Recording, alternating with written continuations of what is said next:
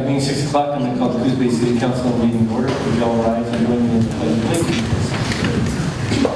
I pledge allegiance to the flag of the United States of America and to the republic for which it stands, one nation, under God, indivisible, with liberty and justice for all. So Councilor Matthews is online virtually and West is present. So welcome everyone. First item on the agenda is public comments. This would be time to speak about something preferably that's not on the agenda. I know that some of you are here to speak about an item we're having to enact an ordinance on a business license, and that's going to be, we'll take public comment and it's a public hearing at that time. So if you come up and are going to speak about that, I'll ask you to withhold your comment and come back and speak at that time. We'll review some information before we take public comments. So that being the case, I'll go over, and you have 4 people that have signed in on the public comment list, but you're not limited to this. If there's someone else who wants to come up, they're more than welcome to. The first one's going to be, is it Marie Caldero about Mingus Park Trail. You have 3 minutes, and I will raise my finger and let you know when you have 1 minute left, okay? Thank you. So I don't know if everyone heard it, 3 minutes, and then our attorney, Nate McClintock, will be the timekeeper, and please speak into the mic also. And also the counselors and staff, make sure you turn on your mic if you remember when you speak. Okay, go ahead. Thank you. Thank you. I'm here today to talk about the trails above Mingus Park. There are 3 trails. 2 are near the disc golf thing up there on 13th, North 13th and Hemlock. The other one, the trail those 2 trails are pretty well maintained. The line of sight is pretty good on those trails. From what I understand, all 3 trails are supposed to be for bikers and walkers. My problem is for the 3rd trail, which is on the other side, the west side, above the tennis courts. It starts at North 14th Street and Park, Northwest Park. I'm not sure whether it's roadway or what, but and it goes down. The problem with that trail is it's steep. There are places you cannot see. There are ruts in the trails. Some of them are this steep, and some of us, when it mists or something, they get slippery and you can't get out of them. About 2 weeks ago, I was on the trail with my dog, and I heard a noise, and I kind of turned around and saw something at the periphery and tried to move out of the way. And there were 5 bikers coming down quickly. I mean, they couldn't help it because of the steepness of the trail. So I got mad, called the police. The police said, they said, well, bikers are allowed on that trail. I'm thinking, where did the walkers go? There's no place for the walkers to go on some parts of this trail. Some of them are just, parts of the trail are just big enough for the handlebars to get through. There's no way you can move. Okay, my problem is I think it's dangerous. I think there is a solution. And I also have noticed, backing up a little bit, is that a lot of pedestrians walk down that trail or come up from that trail. There are not that many bikers. That being said, easy way, yes? 1 minute, go ahead. Okay. Easy way is, I think, is to either A, make it pedestrians only with a sign, B, make it bikes only, C, fix the trails, or D, close the trails completely. Thank you very much. Thank you. So I don't know, are we familiar with that trail, Jim? Is it something that we need to address, obviously, or look into, or? I believe it's something we'll look into. Okay, all right. Thank you. So we'll go ahead and they'll review it, and we'll see what they decide, or staff recommends to the council. And they don't even have to recommend it to the council, but you can come back and let us know what the staff is, or what you decide. All right? Next one is it Jay Bispo? Kind of like? Yeah.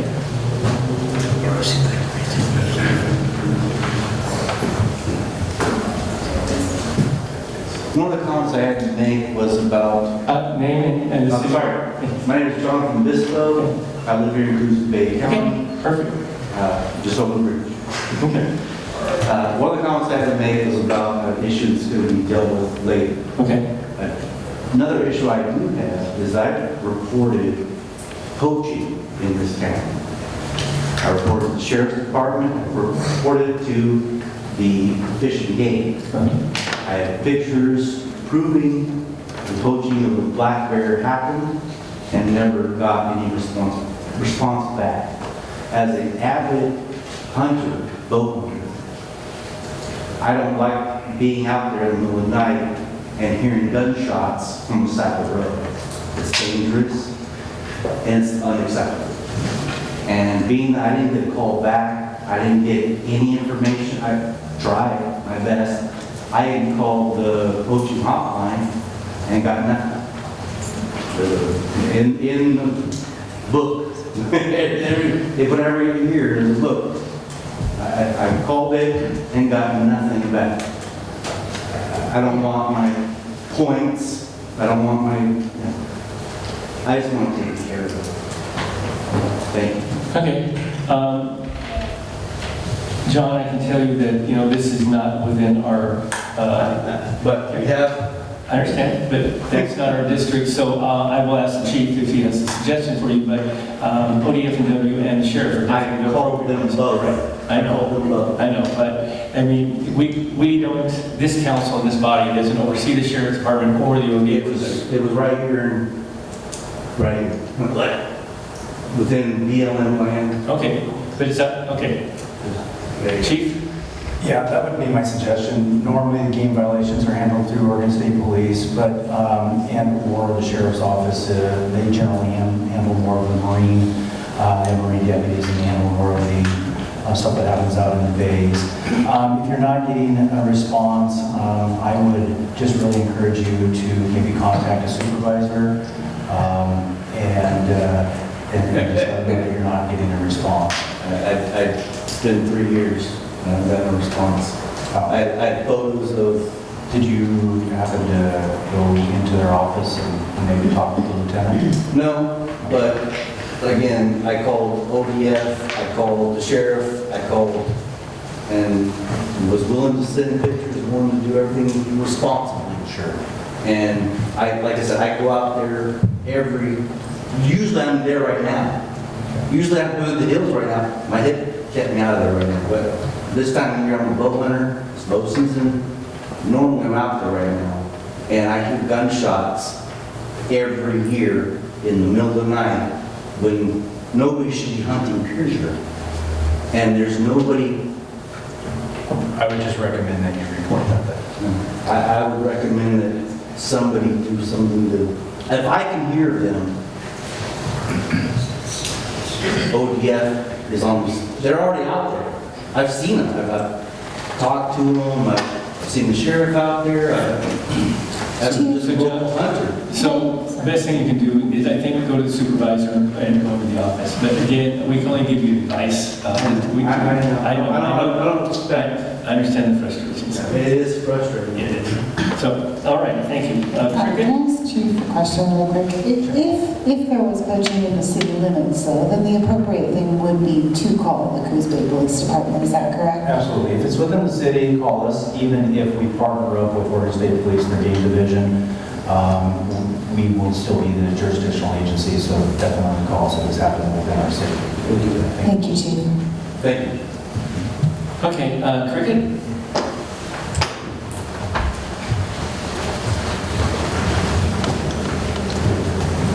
I'm Cricket Souls, and I live just outside the city limits out of Coos Bay. That's an awful lot of time here. And I'd like to invite everyone to come help us celebrate the completion of Phase 1 of Partners to Preserve Our Pioneer Cemetery. That's up at the Marshfield Pioneer Cemetery. It'll be on Friday, September 15th from 3 to 6. Can't make it then, it's easy to find the phone number for the cemetery and give us a call, text, email, whatever, and be glad to arrange another time when you can get there. On that day in particular, you can see how much work has been done in partnership with the city as a facilitator for the certified local government, in partnership with tribes. The Confederated Tribes and the Three Rivers Foundation gave us a grant, and all the relatives and all the other people in town that have helped us make this a possibility. on that day. You could also share things if you have relatives up there. You can make a sticker or do a rubbing and then find out why you don't do rubbings of headstones, but you can do our rubbing. And just learn how you can contribute as we move forward with the next couple of phases. We have a grant writer that we keep on speed dial, and it's keeping us really busy up there. And she's otherwise known as Becky Soul, so she's been really busy writing grants and making sure we can bring this up to speed. And next year, when you celebrate the sesquicentennial of Coos Bay, we hope to be an active participant in that as well. Questions for anyone? I just want to thank you for all the work you've done and the time over the years, and your daughter also, and it continues even though she's not living here any longer, but I sure appreciate it, so thank you so much. Well, it's a great place, and we hope to have visitors come on that day and see how neat it is. Great, thank you. Thank you. Okay, we'll get to the agenda now. So first item on the agenda is the semi-annual presentation by the Coos Bay Downtown Association. Holly, welcome, and we appreciate you coming and telling us what's going on.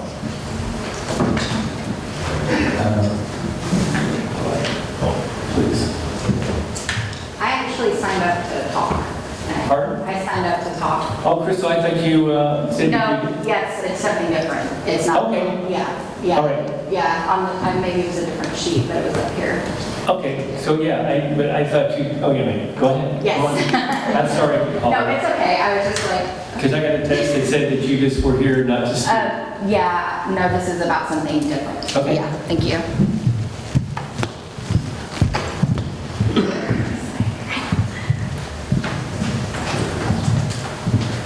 Hello, everybody. My name is Crystal Hopper Myers, and I live in North Bend, but I stay very active within our community. And when I say community, all of us in Coos County, helping lead our veteran support. I'm here today. I wasn't originally planned to talk about this, but because I was here, it's something that is incredibly important. We need a community veterans center, and it is something that has been brought up several times in different areas on trying to create a veterans center. Our local AMVETS, we have VFW, American Legion, DAV, we have SOVO, which is Southwestern Oregon Veterans Outreach. All of our organizations do not have a place to actually meet. I take that back. We do meet in a couple of places, but it's not their own facility.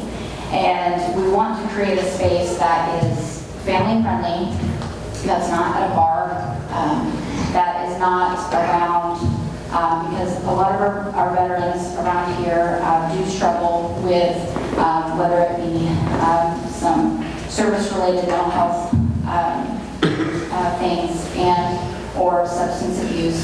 We want a place that is available to be able to have events and things, but if a bar or something like that was included, it needs to be something completely separate from like you're coming in to speak as a group. It is incredibly important, and I feel that this is something that should be provided not by our veteran groups and by our veterans. This should be provided by our community. The county does provide veteran services with our county BSO.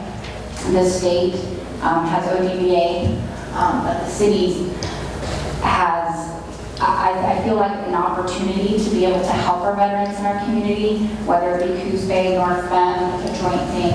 And we have several ideas of how things can happen. We just need the support. So if anybody has some sort of a space that maybe is not being used, we have several people that are willing to get to work to make it usable for a space to provide for veterans in our family. Thank you. Okay, thank you, Christine.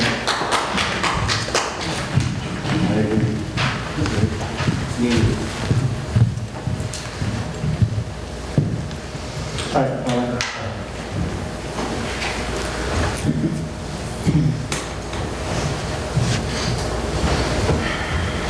Hi there, my name is Holly Boardman. I'm the Executive Director of the Coos Bay Downtown Association. I'm here to give our semi-annual report.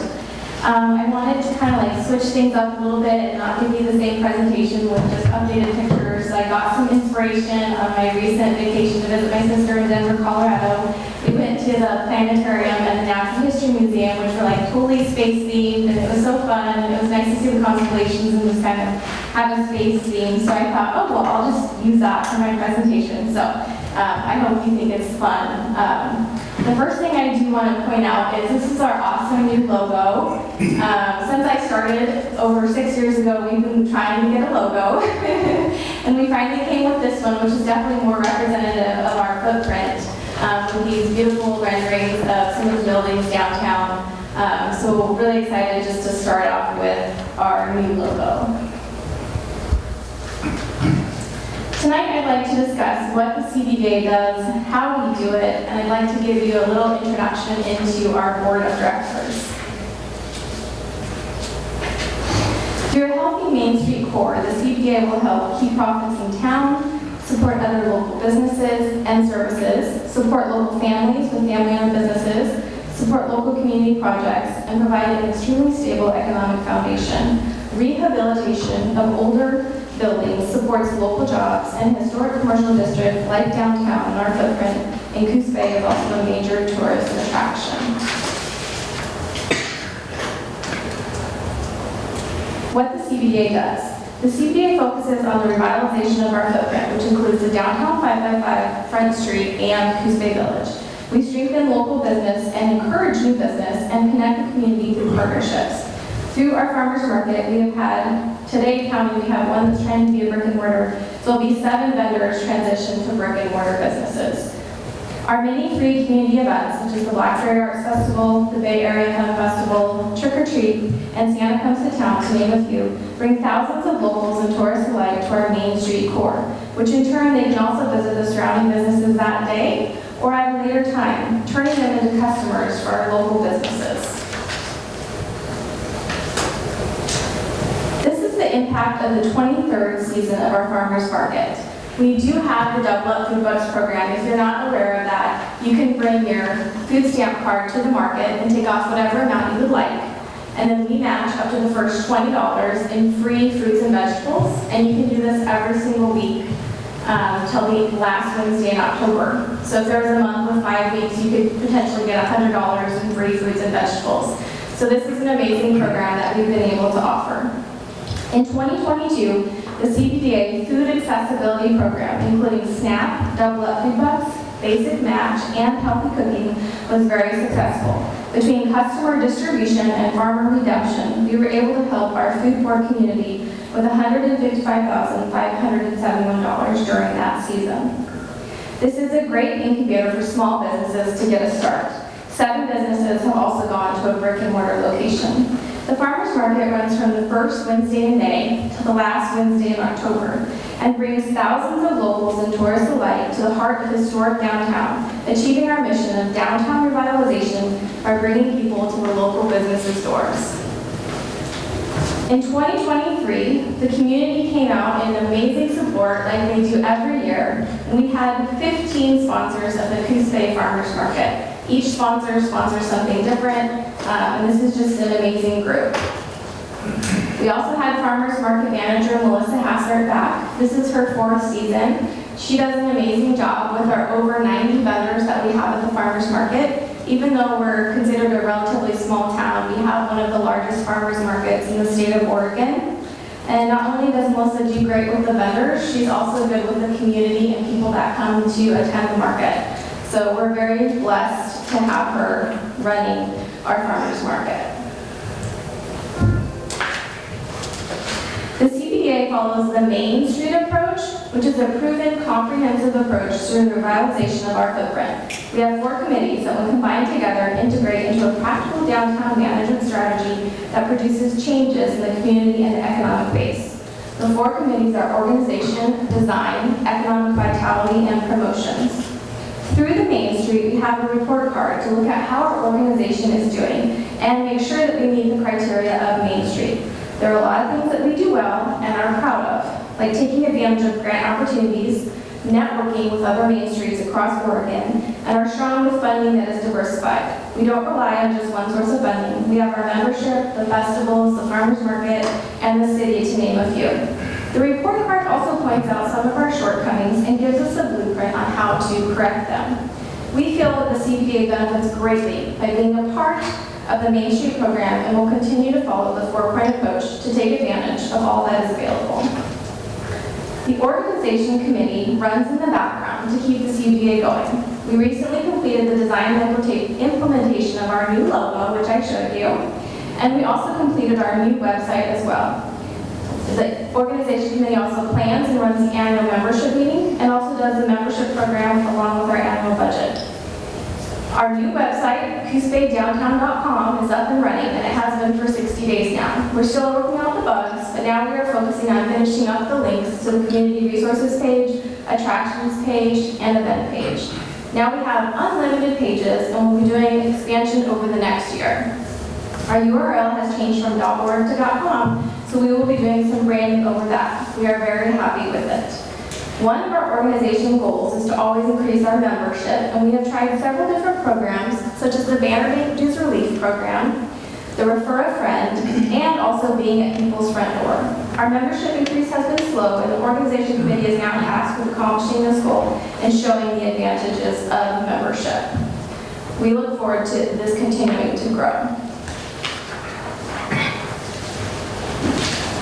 Design enhances the attractiveness of the district. We recently put in the running legs bike racks, and the city will also be installing them at the Lot Park parking lot. We did phase 1 through 3 of the utility art box project, and we are currently working on phase 4 through 5. The lovely flower baskets and seasonal banners are also courtesy of the design committee.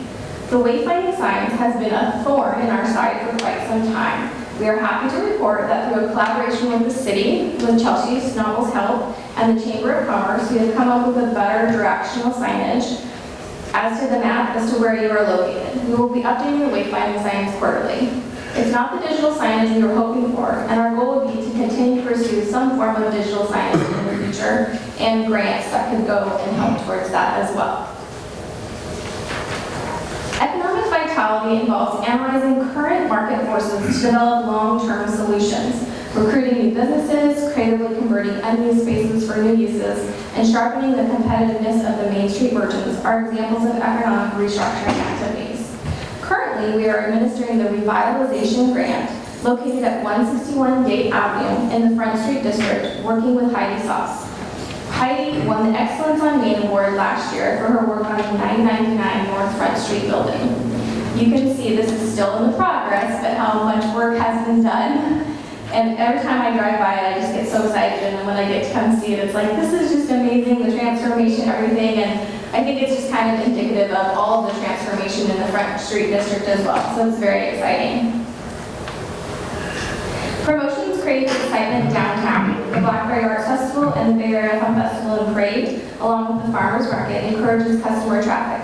Promotions involves marketing an enticing image to shoppers, investors, and visitors. We also have a huge turnout for our trick-or-treat, Santa Comes to Town, holiday open houses, and reindeer roundup. Meet our board of directors. First we have Beth Clarkson, who is our president. She's here tonight. She recently, at our annual membership meeting, won the Years of Service Award. This is a well-deserved award. She has been working with us for countless years. I literally could not do my job without her. She's with Checkerberry's Flowers and Gifts. Not only is she on the organizations committee and runs the backbone of the organization, she helps with design, she helps with promotion, she edits the newsletter, she creates the budget, and the list could go on and on. Checkerberry's also donated a computer to the farmers market, so we are just so grateful to have her on our board. And then we have Jill Rasmussen, who's the treasurer, who's with the Egyptian Theater. Jill just took on the It's All Very Good recipe contest for the Blackberry Arts Festival, and that went off really well, and we were so excited about that. And then we have Madge Osborne, who's our secretary with Pacific Pregnancy Clinic. Madge is super fun to have around. She's on the organization committee, and she's really great. Anytime we have a document, she reads it and edits it, and she's just very involved, and we really appreciate her. And then we have Julie Graham with Bike Postal Media.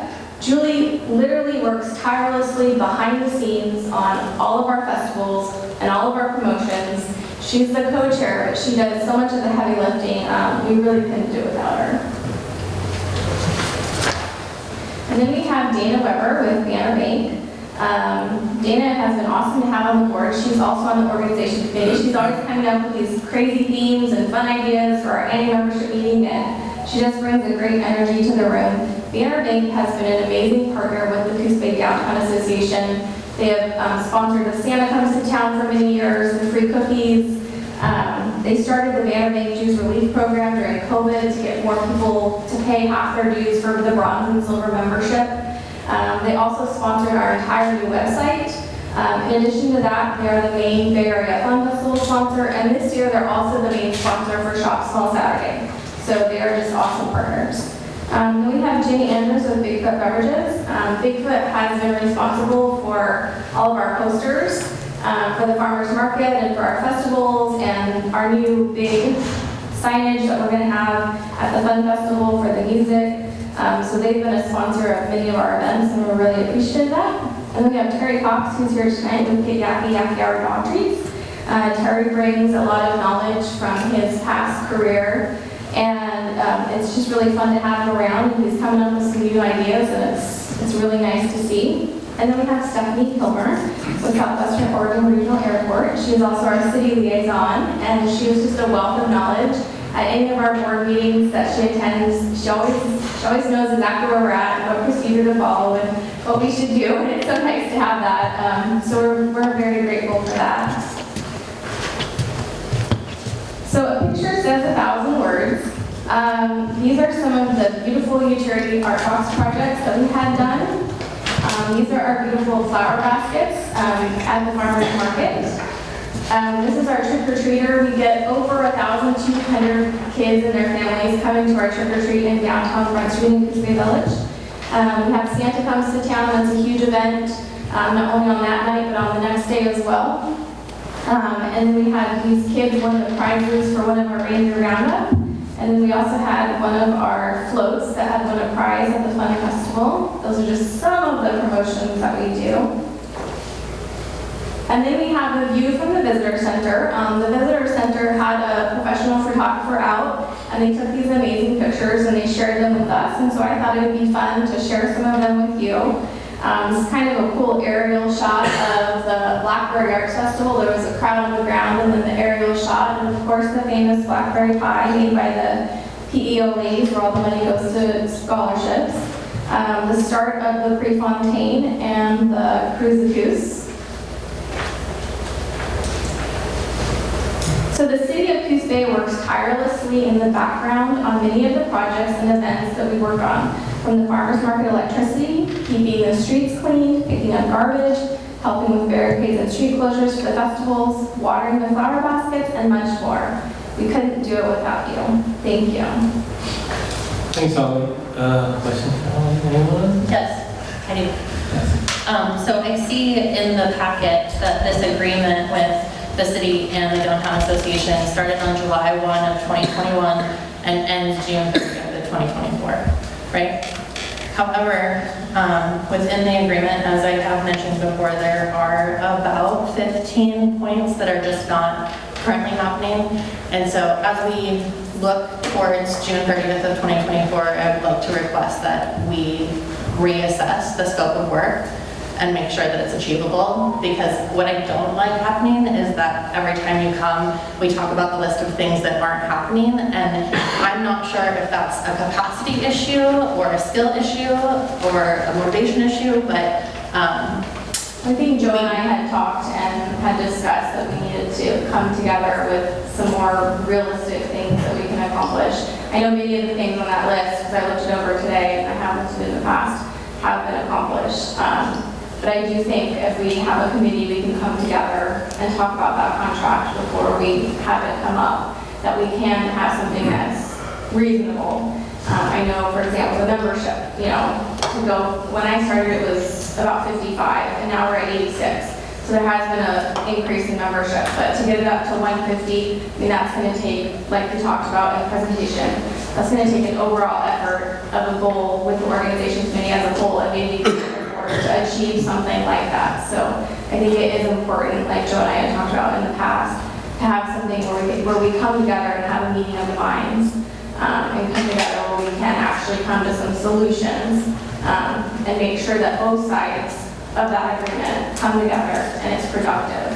So I totally agree with you, and I think some of those things, like the membership numbers, is something we can adjust.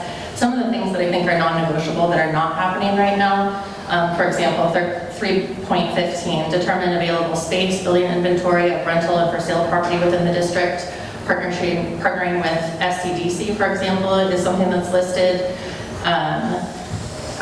The links on the website, I know that we waited quite a while for the website to be up and running. We just got it up and we're just working out the kinks and we're adding stuff to it. So we actually just had our first meeting last week with how to actually get into the back end of it and how to add links and stuff. And Beth and I were just talking today about adding all the links that are in the contract. So that is something that is in the works, but it was a lengthy process and we were trying to move it forward the whole time.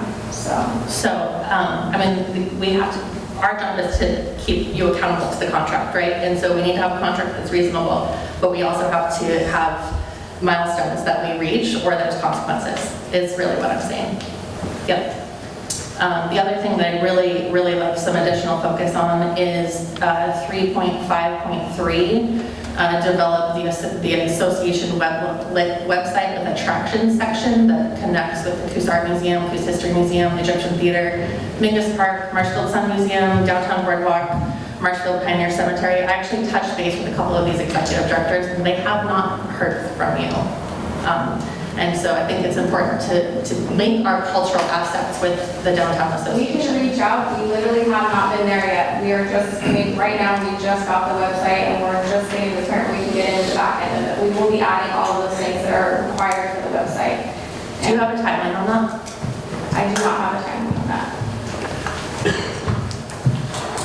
I think, if I may, Sarah, Councilor Stevens, I think the point that Councilor Stevens is trying to make, this has been an ongoing conversation, and I'm excited to see the signs and some of the projects that you're completing. I think the website is incredibly valuable.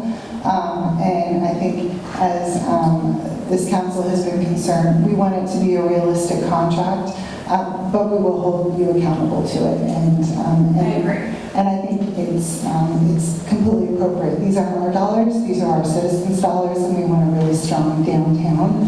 I am pleased to know that you have Terry Cox, who has over 30 years of marketing experience. I've had the great privilege of working with him. To have him on your board, I think will be very helpful to some of the things that you're trying to accomplish. I also had a question in regards to the strategic plan. I thought that you had done a strategic plan, I thought Travel Oregon had funded some, and that was a Main Street project. We have two. We did a strategic plan with Sherry Stewart for the CPA, and then we also did a Travel Oregon grant, which is like an economic vitality plan. Okay. So we have two. My hope is the next time you join us is maybe, or you can give it to us through the staff, is kind of an update on what things you've accomplished with that plan. Really excited again to see all of the electric has gone. Utility art Thank you. project. Utility art project. It's really fun to drive around town and see those looking much better than they did previously. But to Councilor Stevens' point, I think there's some work that needs to be done. And I don't think that I would just wait for the city to do it. I think that that's something that you need to take back to your board and come up with things that are realistic for you and then come with a proposal to the city. Other comments? Just in regards to the Travel Oregon grant, that falls under the area of economic vitality, which is one of the legs of Main Street program. With COVID and me switching jobs, I actually I chair that, and so it's not the downtown associations. I know that plan is sitting on the shelf, and it bugs me because I hate doing something and not implementing it. But I think we're very close to reestablishing some benchmarks for getting that up and going and establishing those committee meetings again. John, this isn't, no. I know, So, John. as just somebody who lives in the city, John. John? I get more information from the new local newspaper than I get from online. Okay, John, this is not the time for public comment. This is a presentation. I know, And- but Okay, so please, please, wasting money and time. John, please. All right, okay. If you want to discuss this later on, you can get all I'll be happy to do it. and we'll be glad to talk about it. Just, all right, thank you. The So, Sun has better information. Anyway, again, The so Sun has if better I understand correctly, Holly, and if it's all right, we have a lot of your board here, they'll come back with some expectations that you think can be done and how this contract can be looked at. Get with Nicole, and then we can go from there. But I think it's, as we've talked in the past, that, you know, it's just something we need to revisit, so. Sounds good. All right, and anyone else? Anyway, I want to thank the Downtown Association for all they do. They do a lot, as you have seen on the presentation, so I do appreciate what they do. Thank you. All right. Okay, next item on the agenda is going to be approval of the National Preparedness Month proclamation. Chief Anderson. Thank you, Mr. Mayor. So, launched in 2004, National Preparedness Month is FEMA's annual preparedness outreach program aimed to educate and empower Americans during September and even throughout the year to prepare for and respond to all types of emergencies, including natural disasters and potential terrorist attacks. The U.S. government chose September due to the terrorist attacks on September 11, 2001, and because September is the peak of the Atlantic hurricane season. Goals of preparedness is to reduce the impact of large-scale emergencies and aid in the recovery efforts by preparing individuals and communities. Being prepared with food, shelter, water, and other basic essentials with a goal of being self-sufficient for at least 2 weeks helps communities with limited resources recover quicker. Information on how individuals and families can become prepared can be found at www.ready.gov. Additionally, the city, in partnership with Northwest Natural, will be hosting a disaster preparedness education event this Saturday on September 5th at the fire station 450 Elrod in Coos Bay from 10 a.m. to 2 p.m. National Preparedness Month culminates on September 30th with National Preparedness Day, the National Day of Action. So, with that, I will read the proclamation. Whereas each September is recognized as National Preparedness Month, and whereas Oregonians have witnessed and experienced natural disasters in our own community, and whereas every community member can take active steps to protect their families and neighbors from natural and man-made disasters, and whereas every family and business in Coos Bay is encouraged to take active steps to be financially secure after a disaster, and whereas every community member is encouraged to make sure they are properly insured against fire, flood, earthquakes, and storms, and whereas every community member is encouraged to create a home inventory to include as a part of their disaster preparedness kit. Now, therefore, I, Joe Benetti, Mayor of the City of Coos Bay, do hereby declare that the month of September 2023 be known as National Preparedness Month, and join the cities across Oregon to encourage everyone to build a home inventory of their personal property and speak with their insurance agent to make sure that they are financially prepared for a disaster. So, thank you, Chief, and Council, with that being read, and how do you like to proceed on motion to adopt? I move that we approve the proclamation declaring the month of September 2023 as National Preparedness Month. Second? It's been moved and seconded to approve the proclamation for National Preparedness Month proclamation. Any other comments or discussion? Hearing none, I'll call for the question. All in favor, say aye. Aye. Any opposed? Hearing none, passes. Next item on the agenda is public hearing to consider enacting an ordinance regulating abandoned shopping carts. Nicole, you're going to handle this? I'm going to start us out. I'll note that Captain Lindahl is here, so if there's, he's kind of been the partner that's been leading this process, so if he has anything to add, he can certainly step in. But just to kind of set the groundwork here, we've been talking about this specific challenge for our community for a number of years. We started this during the time of the homeless work group, kind of having some discussions about how we can tackle this. We attempted at that time to bring some of the local facilities in to, kind of brainstorm with us a way that we could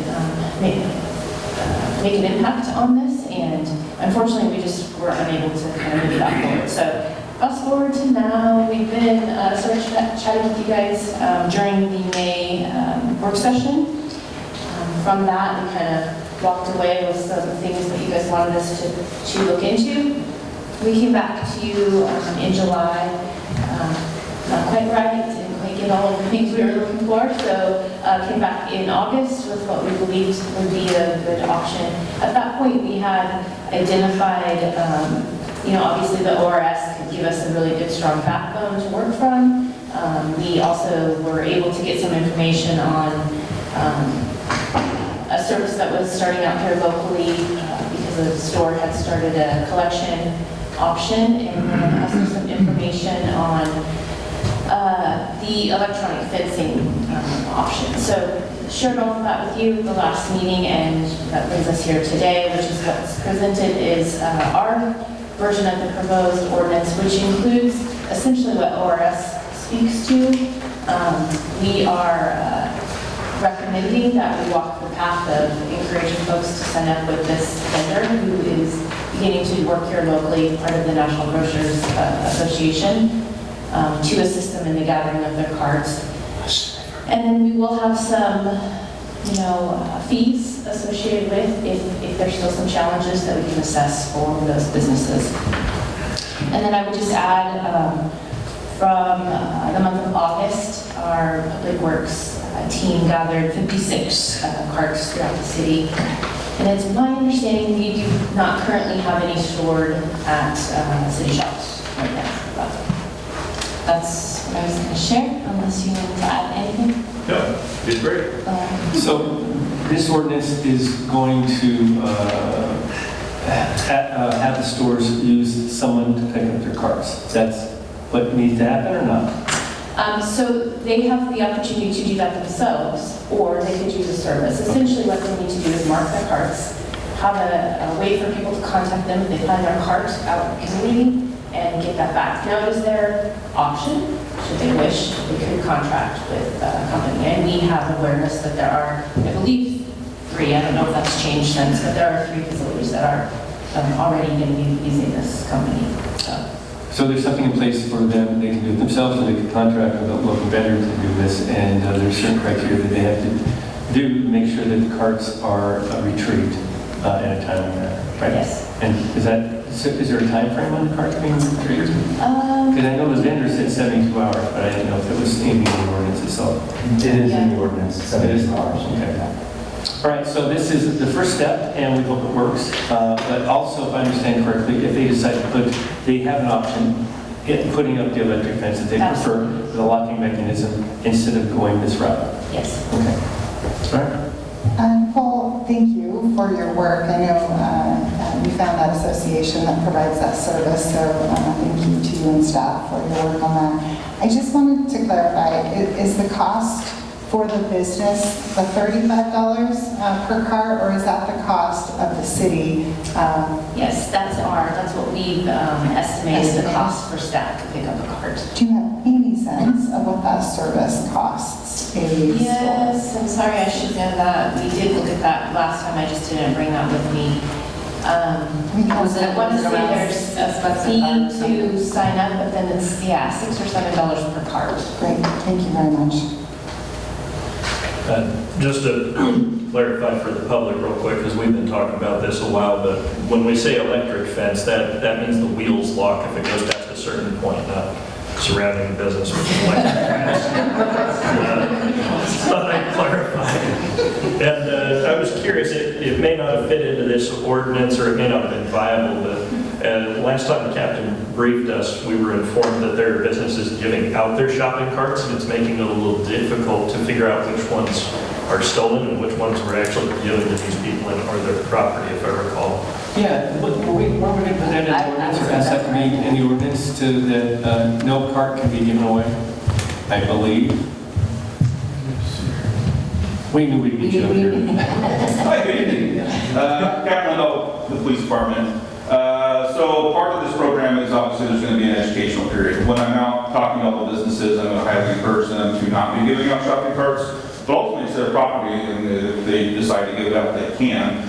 It's going to kind of, I think, be counterproductive to what we're trying to accomplish, and I think we'll have good results. Part of this as well is getting this idea of criminal prosecution under control. So this would cover abandoned shopping carts, i.e. one that is not possessed by someone in public. The police department will still handle ones that are possessed by somebody in public, so long as the business is willing to be a victim of the theft. And that's where I think Councilor Pillar suggested that we do something similar to our property watch program. That is still our intent. We'll have essentially an application where they sign up, list whoever the named party for criminal prosecution wants to be on behalf of the business, and then the dollar amount for the card. I know who the businesses are that are handing out the shopping carts, and I think we can remedy that with a conversation. Okay, good. Because that kind of defeats the whole purpose here. Correct. I would agree. That's what I figured. Okay. Any other comments or questions, anyone? So the cost to the business up front is potentially a phone number, correct? And then the labeling of every shopping cart. Correct. Okay. And then ongoing, the cost would be the fee if they don't pick it up within 72 hours.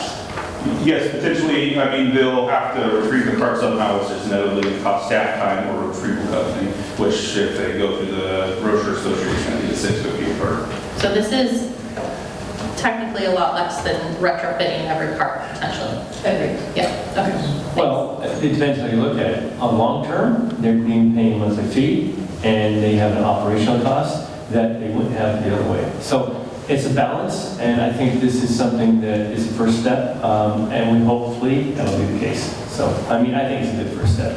I don't think the council is ready to move forward on the electric fence, even though I think it might be something to look forward to in the future, and they could do that and not have to do this. So, yes and no, I guess, is the answers there.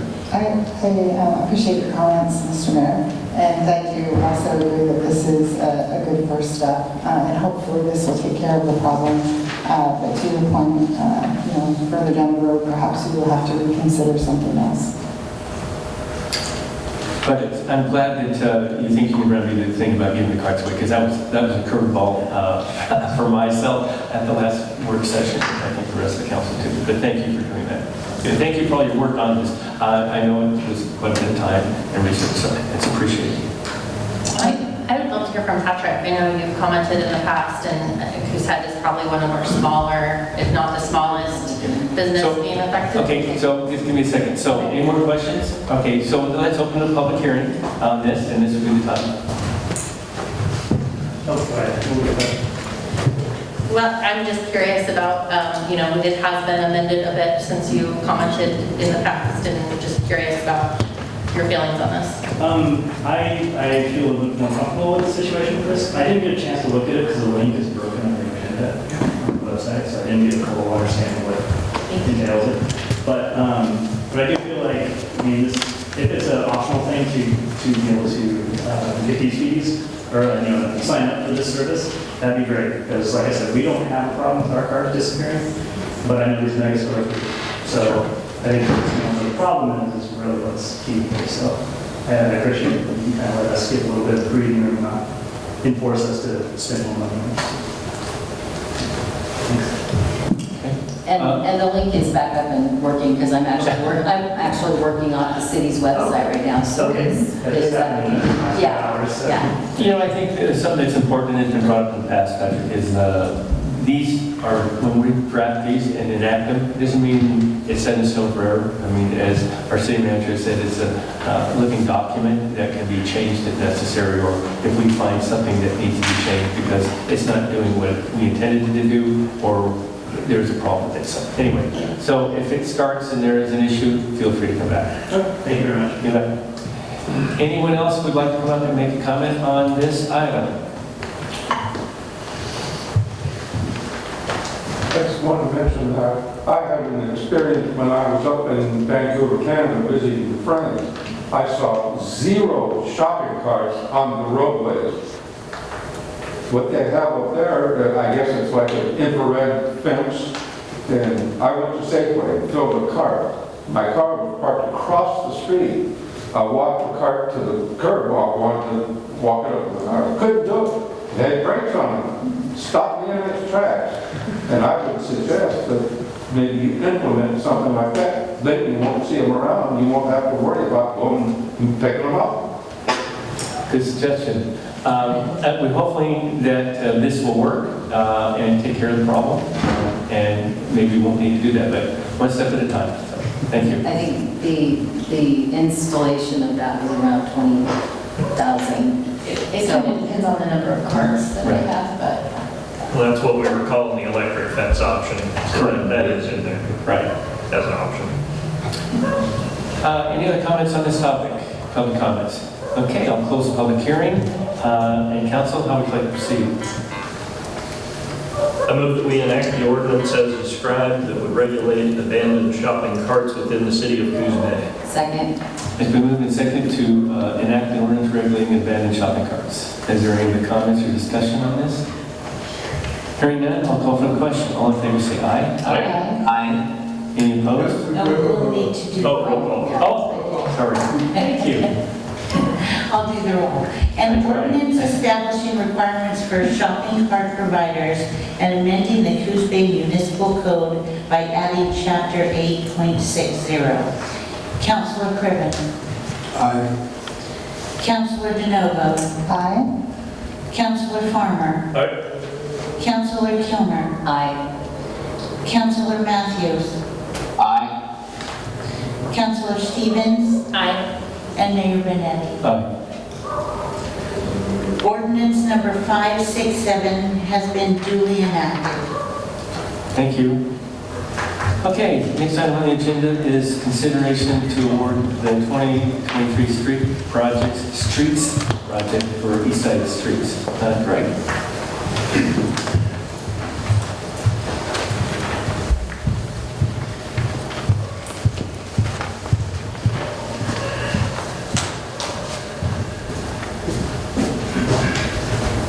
Good evening, Mr. Mayor, Council. Thank you for having me this evening. So the City Council is committed to improving the conditions of the city infrastructure. City staff identified 3 sections of roadway in East Side in need of being repaired or replaced associated with this project.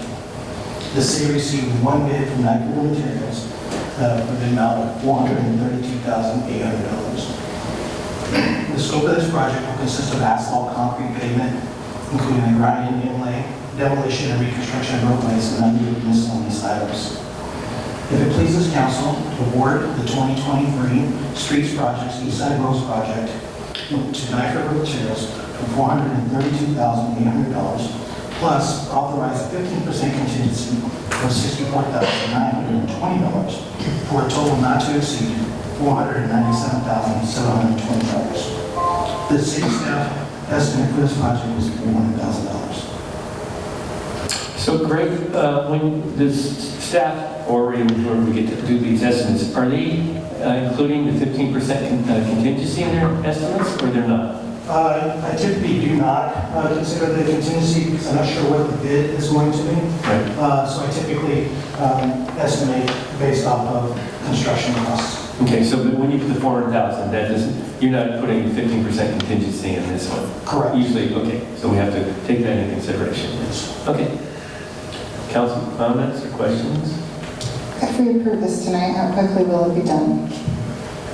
I'm sorry? If we approve this tonight, how quickly will these streets be finished? I'll issue a notice to proceed tomorrow. And then from there, just the time to get the contracts completed, set up a pre-construction meeting, and then once the contractor's ready to go, they'll have, once the notice to proceed is given, they have 60 days to complete the project, and then gives 90 days for substantial, for final completion.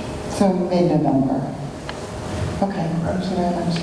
So, I don't know who's going to be able to answer this. Is this coming out of the tough funds that we have initiated? Yes, it's going out of 45. Okay, 45 is the tough fund? Well, that's a capital improvement fund. Okay. Transportation utility fee that this council initiated some time ago to be able to repair streets that were needly very much needed upgrades. And we're getting, I think when we started, it was 50 years we were behind, and now we're down to 25. I'll say 35. 35. I'm going to hold you to 25. Okay. All right. I'll remember that, Joe. Anyway, we're making a dent in it and getting the streets in. So anyway, any other questions for Greg? I don't really have a question, but more of a comment. I have a citizen that lives out in East Side that was concerned that they were being forgotten, and I assured them that that they were not, that we had worked on projects out there, and that was before I got the agenda. So I was glad to also see this on there, just kind of backs up that we take, we have to take care of a very large scope when it comes to the city. We've got a lot of area to cover, and it's nice that we can divide that out between the districts, I guess, if you want to call them. So East Side and Empire and downtown. Sure. Troy, you have a comment? No comment. Okay. Anyone else? Hearing that there are no comments or questions, motion to approve, please. I'll move to award the 2023 Streets Project Eastside Roads to Knife River Materials for $432,800, plus authorize a 15% contingency of $64,920 for a total not to exceed $497,720. Second. It's been moved and seconded to award the 2023 Streets Project for Eastside Streets. Are there any comments? Hearing none, I'll call for the question. All in favor say aye. Aye. Any opposed? Hearing none, it passes. Thank you. Thank you, Greg. Thank you. Consideration of a resolution supporting ODOT's proposal to designate a U.S. bicycle route in Coos Bay. Jim? Thank you. We discussed this at your work session back in August. The Oregon Department of Transportation is seeking your support to designate the portion of the Oregon Coast bicycle route through the city of Coos Bay as a U.S. bicycle route. Now, a U.S. bicycle route system is a developing national network of bicycle routes which will link urban, suburban, and rural areas using a variety of appropriate cycling facilities. U.S. bicycle route designation brings significant economic, transportation, environmental, and health benefits and puts communities on the map as a bicycle tourism destination. Designating the U.S. bicycle route creates interstate connections and possibilities for cross-country bicycle travel, bringing out-of-state tourism spending and generating interest in the region. ODOT reached out to inform the city that ODOT is pursuing the U.S. bicycle route designation for the Oregon Coast bicycle route. For most of the cities and counties along the Oregon Coast bicycle route, nothing will change along the route aside from ODOT installing and maintaining additional U.S. bicycle route wayfinding signage along the route. The new signage will likely be mounted on the same existing signs that currently house the Oregon Coast bicycle route signs. Most of these signs are limited to state highways, but in some areas, signage on routes will travel into local cities, and like our case, which are along Newmark Avenue and South Empire Boulevard. If it pleases the council, if you would consider approval of Resolution 23-17, supporting the Oregon Department of Transportation proposal to designate the Oregon Coast bicycle route in Coos Bay as a U.S. bicycle route. So for clarification, this route, bicycle route exists now and has for a time. That's correct. So it's basically renaming it. That's correct. Okay.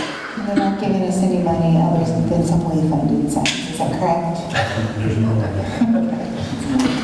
Just a question. Where that starts is over on Newmark at basically the college campus, which is where the border of the city starts. So leading up to that, are they working with the city of North Bend and other jurisdictions to connect that route to something? Yes, that's what they're doing. So what's the end game? I mean, does that open up funding at some point to make them better bike routes or safer bike routes? I don't believe so. I think what it is it gets us more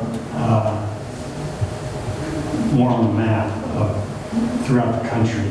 Somebody that's looking at the U.S. bike routes would see that there's an opportunity to ride along the Oregon coast, which right now I assume you'd have to look specifically at Oregon to find the Oregon coast route. So it doesn't necessarily mean they're good bike routes, even safe bike routes, just designated routes.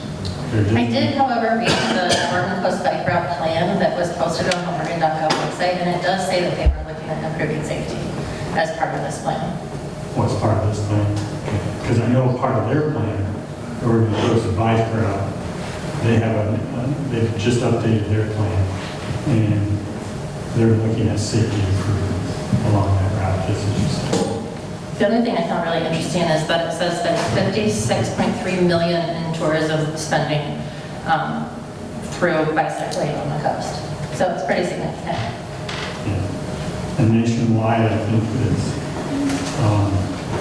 $83 billion for the nation.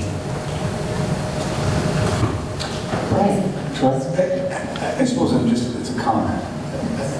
If I have a concern, and you tell me that it's a bike route, it's a little misleading if it's not a good bike route. I'm an avid bike rider. I will not ride on 101 because there's no shoulder place to ride.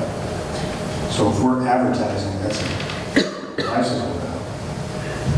Councilor Cribbins, I'm thrilled to know that you're an avid bike rider, and I'm thrilled that... Waiting for the bad part of this. Yeah, you've done it. You're just about to do it, right? Thank God you're not out there. I'm going to try out there communicating that the Oregon coast and Highway 101 is a well-traveled bicycle route. And from your business perspective, I'm sure those economic dollars that we were talking about coming to this community resonate with you. But also, to your point, I think we should advocate to make sure that they're safer routes. And I think people's perspective about what's beautiful is different. So do not start bashing 101's bicycle paths. No bashing intended. I love the bicycle. Again, when I have bicycles, I do like the recommendation. Cycle Oregon is a great program and all kinds. But if I'm traveling someplace and I look and it says there's a fantastic bike route there, and I get there and I've got a 1.5 foot shoulder and that's it, then I'm going to go, that's not really a bike route. Well, it's a road I'm riding a bike on, but it's not a bike route. I think what I will tell you with my Travel Oregon hat on, there are grant dollars that are available, and I would imagine if we get this certification. And I do realize there is an effort, ongoing effort, to try to improve the bike routes along 101 and in some other places. I suppose my underlying question was, is this part of that? But it does not appear directly, maybe indirectly. It says 4 points. Identify needs to support bicycle travel, connectivity, and safety. Evaluate the routes with the most critical needs and where it leaves US 101. Define projects and support program investments. And then lastly, important for us, determine how we and local governments make investments in the route to make them safer. So I think that this is, I would assume that this would be a step in partnering with the state to improve safety. As I agree with you, I would also not ride a bike on 101. Although 101 is a great stretch. And I passed probably 25 of them between here and Lakeside coming towards Coos Bay North Bend this weekend. And I would say, you know, a portion of our designation that we have to be very concerned with in this particular agenda item is already has a very nice bike route. Newmark is, of course, questionable. I was going to support it anyway. I was trying to see if there was an end game. Well, I think it's just a reminder that as a city, we need to make sure that we're investing in those paths as well. Well, I would imagine the Title II is going to allow ODOT to go for more funding from the federal DOT, in which case we need to stay on top of them, because if they want us to do something so they can get more money, they need to give us some of the money, which they're not very good at. Good discussion. Carmen, did you have a comment? I just echo echo what Councilor Cribbins mentioned, that it is quite dangerous at the moment, but I'm glad that we are joining the designation as a national bike route, which will give us recognition for hopeful improvements in the future. And, you know, the connectivity between Newmark or Ocean Boulevard to, you know, Empire to 101, I think we're working on, you know, focusing on safer bike routes, and I am proud of what the city's doing. Unfortunately, 101 is, you know, not really in our jurisdiction in terms of road improvements, but I think this designation really does help, so I'm all for it. Okay. So with the comments that we have and the agenda item, are we going to adopt this? I move to approve Resolution 2317 supporting Oregon Department of Transportation's proposal to designate the Oregon Coast Bicycle Route in Coos Bay as a U.S. bicycle route. I will second that. It's been moved and seconded to approve the resolution 23-17 supporting the adopted proposal for the bicycle route. Any other commentary? Hearing none, I'll call for the question. All in favor say aye. Aye. Aye. Any opposed? Hearing none, it passes. Next item is consideration of transportation and growth management quick response grant application approval. Nicole? Yes, that's me. The Transportation Growth Management, or I'm just going to say TGM from now, because it's a lot of words, Quick Response Program is geared towards helping to bridge the gap between long-range planning, which is like feasibility studies, site plans, etc., and actual development.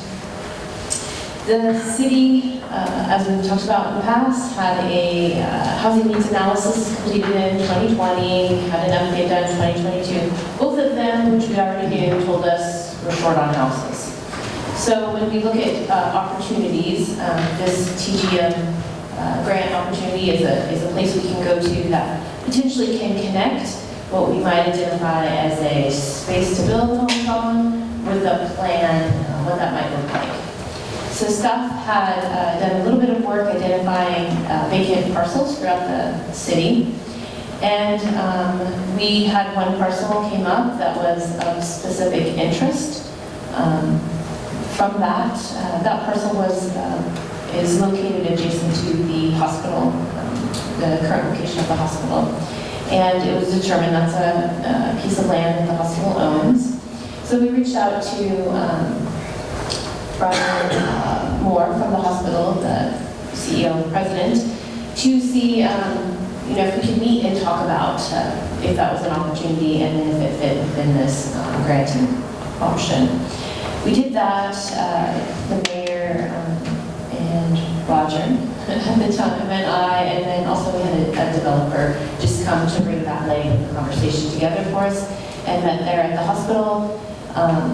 There was definitely interest to talk about opportunities to partner in the future. So we have reached out to, it's a dual grant through ODOT and DLCP, kind of pitched the idea to them, and they are supportive of that.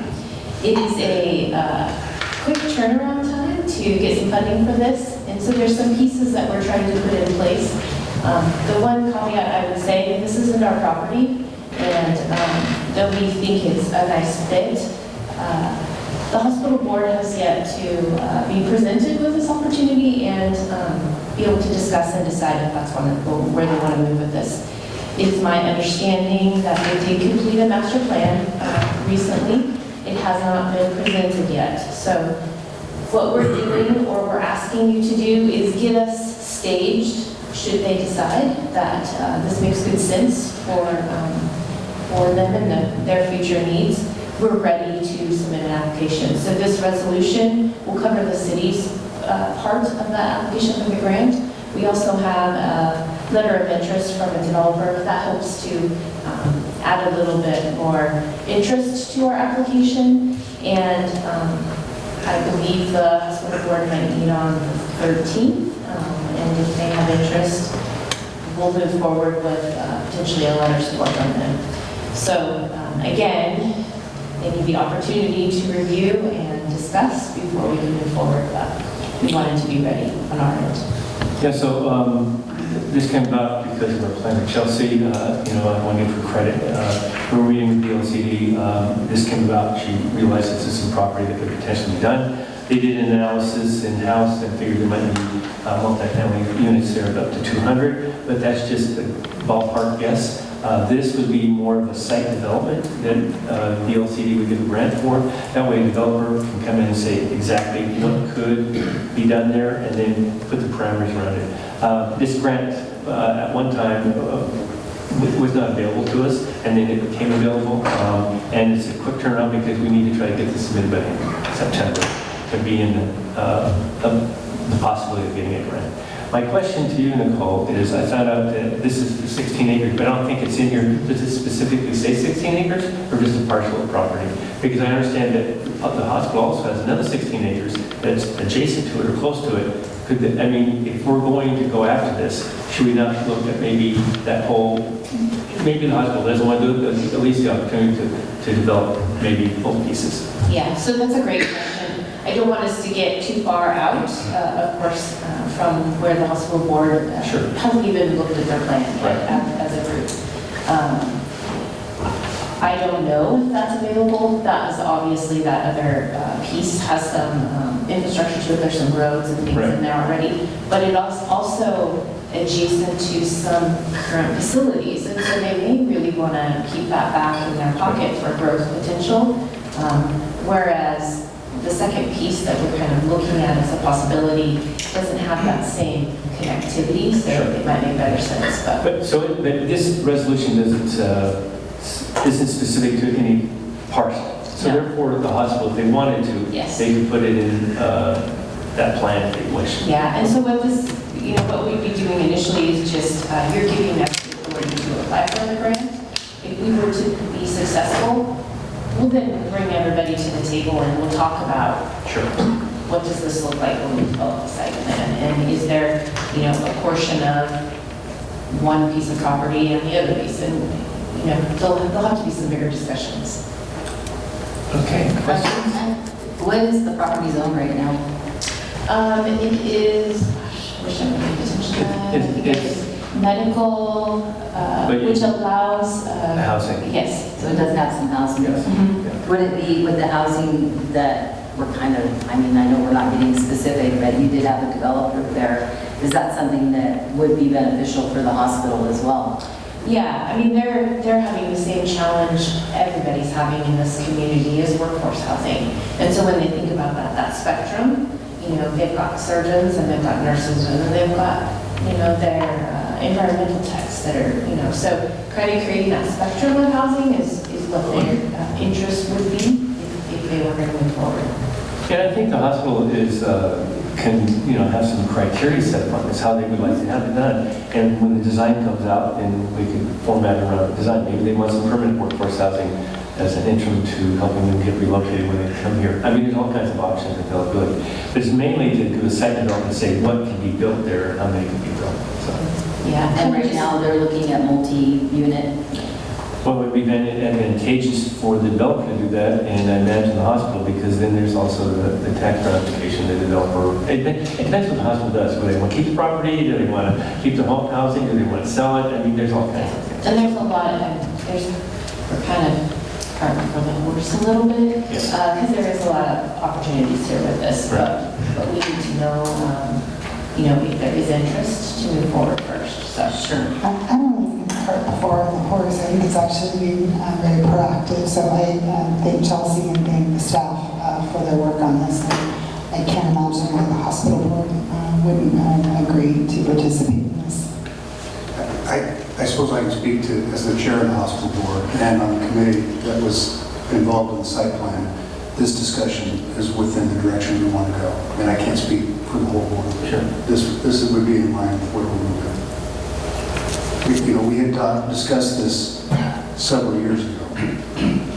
Unfortunately, there was a pandemic, and it sort of changed our focus and direction into keeping the hospital viable, and not so much into helping to grow and provide better health care for the community. We are turning a corner. We're not out of the water yet. We're turning a corner where we're starting to put some bandwidth to what does the future of the hospital and healthcare continue to look like? Well, and from the city's perspective, multi-unit housing was a very big need in this community, so it would be a win-win, it sounds like. Well, I'd say no matter what the hospital puts there, even if it's housing for doctors and nurses, it's all going to help address the homelessness and housing in our area, because one of the problems we see in the social services sector is without the housing for the doctors, we can do whatever we can with the clients, but there's no one to stabilize them, there's no one to take care of their medical needs, and there's usually substantial medical needs. So even if that whole property just made sure we had adequate medical staff in our region, it would be part of the key to addressing that issue. Very good. Good discussion. I think this can be a great project and hopefully it can come about. So at least one step forward. The last thing I would just add is we've put wording in our resolution that acknowledges that we are awaiting a decision by the hospital board. So, and just for clear, Tuesday the 12th. It will be presented Tuesday at the work session. Okay. The 12th. Good. All right. So council, how would you like to move on this? I move we adopt Resolution 23-18, authorizing staff to apply for a Transportation and Growth Management Quick Response Grant to support the development of a site plan for potential workforce housing opportunity through a public-private partnership. Second. It's been moved and seconded to adopt Resolution 23-18, which is Growth Management Quick Response Grant application approval. It'll be in conjunction with the Berry Hospital. Any other comments? Hearing none, I'll call for the question. All in favor, say aye. Aye. Any opposed? Hearing none, it passes. Okay, next item on the agenda is going to be to consider enactment of an ordinance amending business licenses, regulations, and adoption of Resolution 23-19, amending the city fee schedule. We'll have a public hearing after the staff gives us an update where we're at. And Nicole, you're going to be doing that. So I'm going to start us out. We do have some stuff here, and you probably will add much more clarity to the conversation. But I basically wanted to kind of put us back with the base of where we're meeting here today. So we have had several meetings, again, similar to the last ordinance. We've talked with you several times about some opportunities to look at the structure of our business license, both in identification of the types of businesses need some modification, and then also the fee structure associated with that. You know, often our goal in establishing fees should be that those fees cover the cost to provide that service. And so that's kind of what this work is here, is to identify what the cost of a business license application is for. And just in case there's I guess a misunderstanding, or maybe not an understanding what we do, or why we might have a business license. It's important for cities to use that as a tool to regulate and monitor the business activity within our jurisdiction. It also helps us to identify the essential services and the infrastructure needs that we would need to have in our city for businesses. And it also helps us ensure that businesses are adhering to our regulations and our zoning laws, health and safety, kinds of things like that. And then lastly, it gives us a tracking tool, if nothing else, that identifies the businesses that are operating in our area. And that is crucial when we're thinking about economic planning and development. So it seems, it's tough to wrap your head on like why we're doing this, but there is a very valid purpose for having a business license program. So what we are proposing is here for you today to review. First and foremost is a update of our business license code section, very specifically in the definitions area. Look at that, and for example, you look at we have historically required vending machines to have a business license.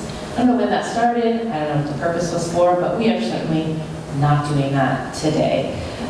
So things like that, there's no value to how we see business operating in the city currently.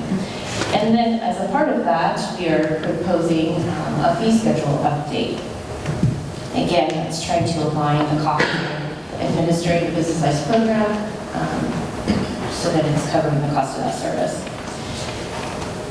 In this work, the effort, and I have to say overall the staff here has been really working hard over the last at least 6 months that I'm fully aware of, but probably before that, to really look at how we do business, the city does business with our community, and ways we can streamline that and make it easier and more accessible to do business in the city of Coos Bay.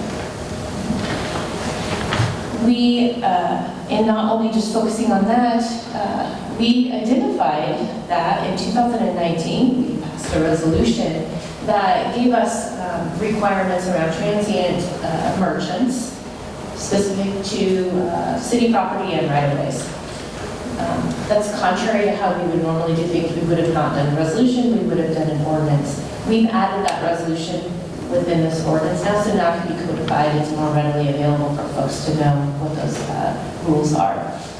And then in a similar kind of vein, so we had the resolution that spoke to transient merchants on city property, public property, and right-of-ways. We had a policy that helped us address transient businesses on private property. So we're now going to incorporate that also into the resolution. And then the last kind of thing that I would just draw attention to is we had an opportunity recently to kind of think about specifically, when we look at definitions, what a flea market was, which typically is something that happens very irregularly. And that is kind of what we had been using to kind of allow for business license for farmers markets, things that are similar to that. So in doing so, I've kind of opened up that, what's the best way to kind of handle that? The current code, it's pretty spendy if you want to do a regular weekly farmers market. And so is that reasonable? We probably can think about that a little bit differently. So that is within this. It wasn't necessarily an intention to begin with, but it now is becoming very important because we do recognize there's potentially another opportunity for a farmers market here. So it's important we look at that, and it was in this process. So you've got a big body of work to kind of look at, and I can appreciate that it is a rather large body of work, and there may be lots of questions.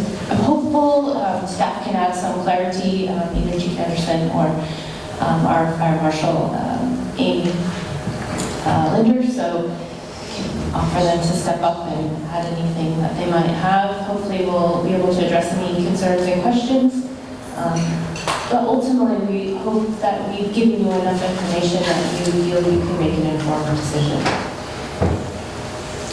So to start with on the building fees, not the building fees, excuse me, the license for license fees that we are going to change.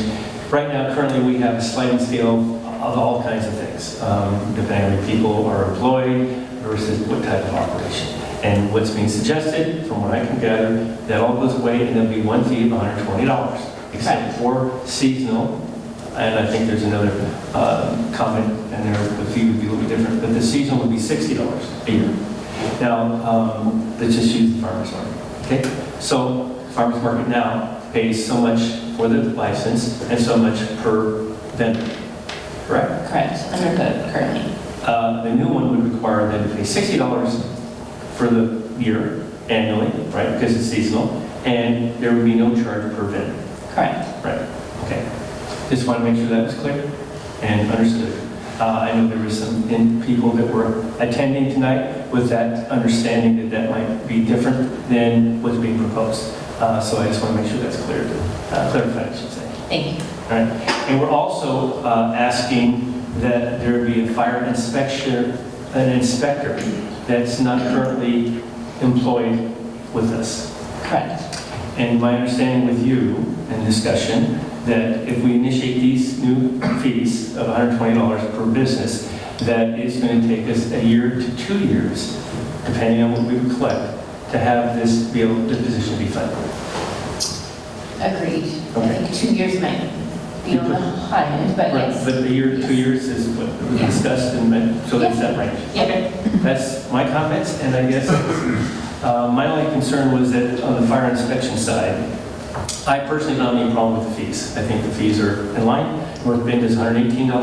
I think Roseburg was mentioned by Amy, they were $120, and we, if I'm correct, but anyway, they're around that ballpark, and so anyway, that's how we came with 120. So I have no problem with the business license fee, but I think that how we do the fire inspection is something that I think is up for discussion with me, but anyway, I think the rest of the council can chime in. I also have no problem with the fees. I did want to ask the chief, Chris McLean had a question to you. My concern is, if we want to enact this and we charge $120,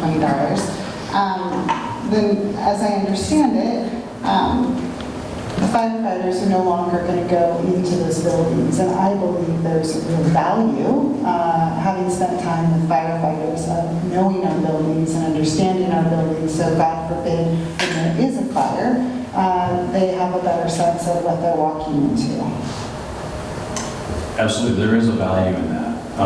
There's a little bit of a difference, though, in the misnomer of what the fire service or what our operations staff are doing in a business versus an inspector, and that's where the qualifications lie.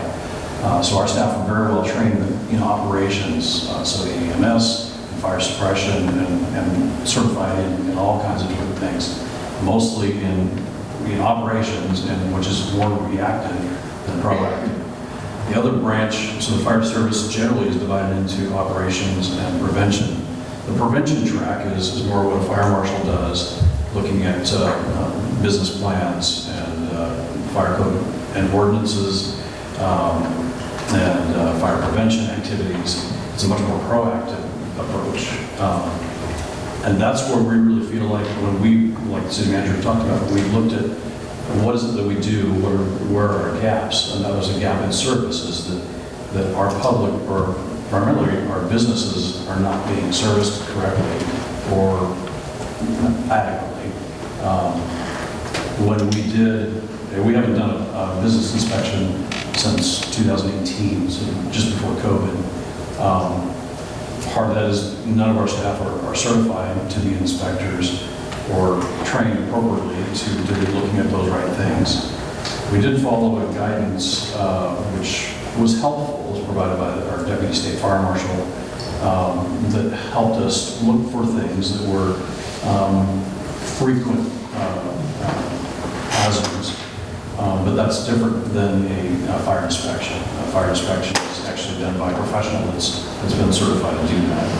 So we're going to have to wait 2 years for fines to get that person. So why would we not simply cross-train our really qualified firefighters today on that? And then potentially we would have more people having a better understanding of this.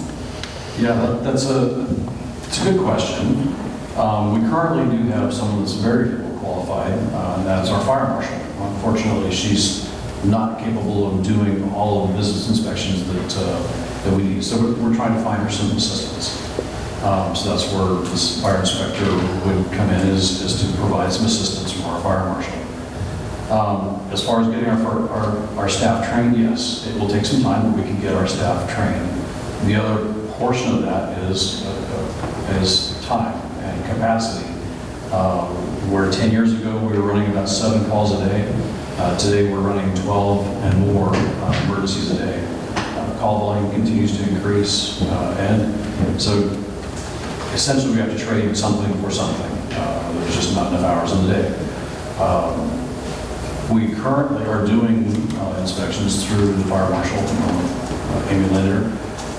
She's doing inspections of new businesses, of anytime there's a change in occupancy, anytime there's a complaint or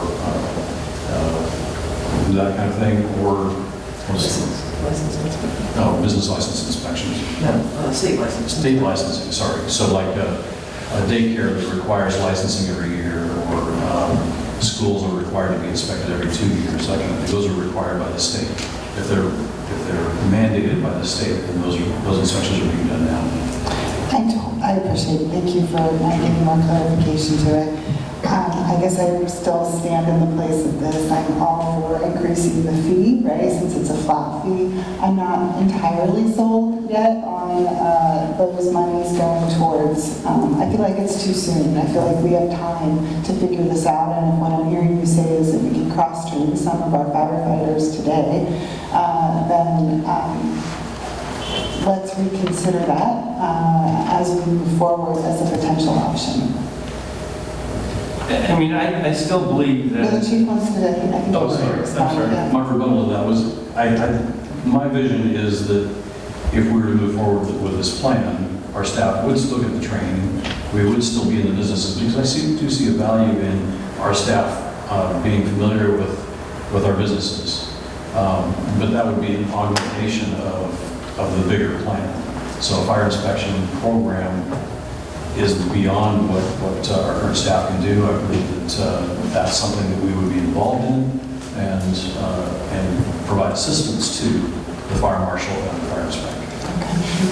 So I think the fire marshal, I think there's nothing wrong with her continuing to do those inspections of those new businesses and the command of the state operations. I see nothing wrong with like we used to do, is have the firemen come in and do this until we have the funds in hand, and then we can do an analysis. Right now, currently, from what you've told me, we have businesses that have not been inspected for, 7 to 10 years?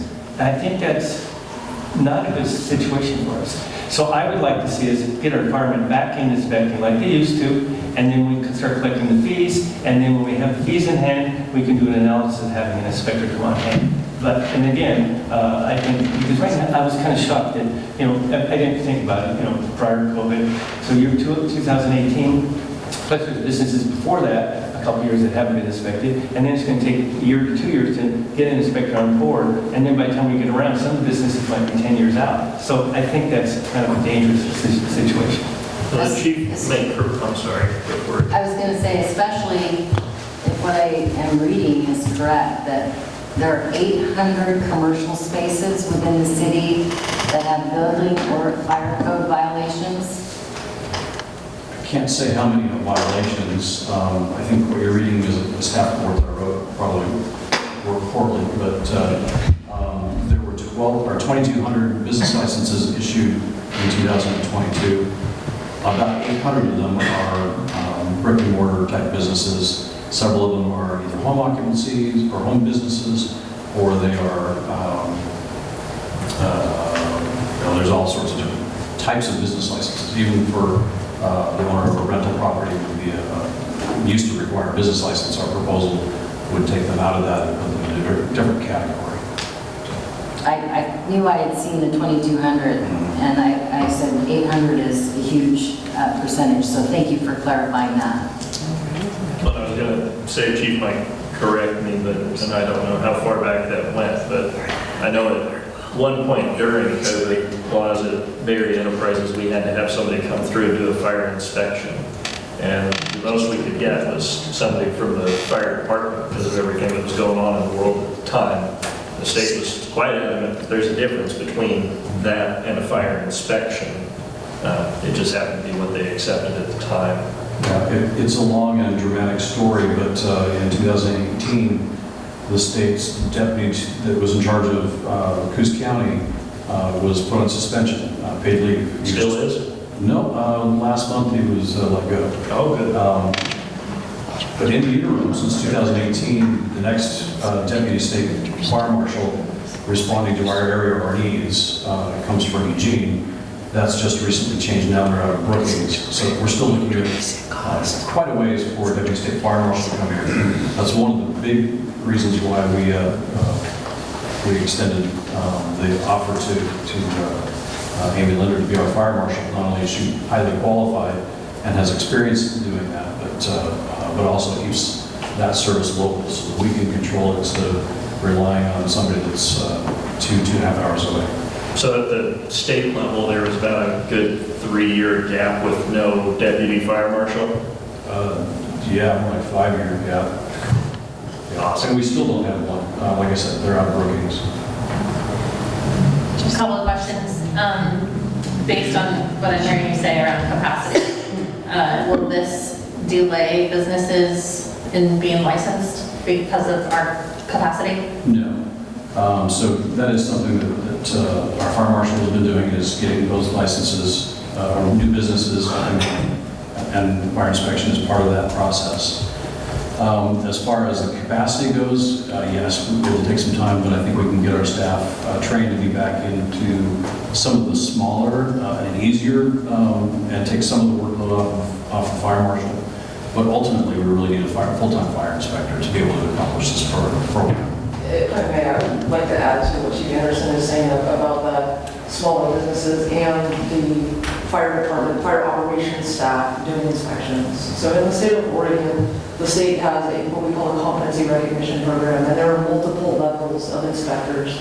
And so the inspections that the fire department operations staff would be doing are what are referred to as company officer level inspections.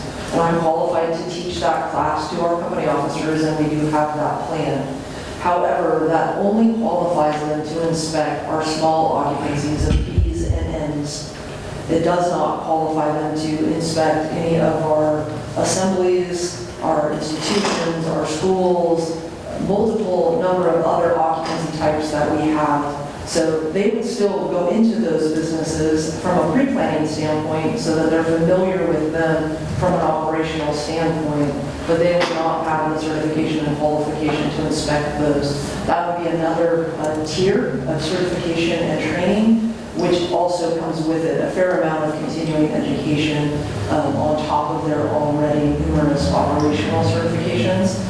That's why we're an advocate of having an additional true fire inspector position that would be in the band between our company officer inspections and the highest level of certification, which I hold as fire marshal, that would do that next band of inspections. Our schools, our institutions, our assisted livings, our restaurants, our hotels and motels, our multifamily occupancies where we have higher life risk, and then the most complicated ones I would continue to do as the fire marshal. But Amy, right now, that's what you're doing. You're doing those more difficult ones. I think maybe, I don't know as much as you do, but I know having a restaurant fireman came in and they did a great job. In fact, that's what they do in North Bend. They follow the state marshal's fire code inspection, and it seems to work. I definitely agree that there needs to be a higher level for these other institutions, as you stated, and I think that should continue.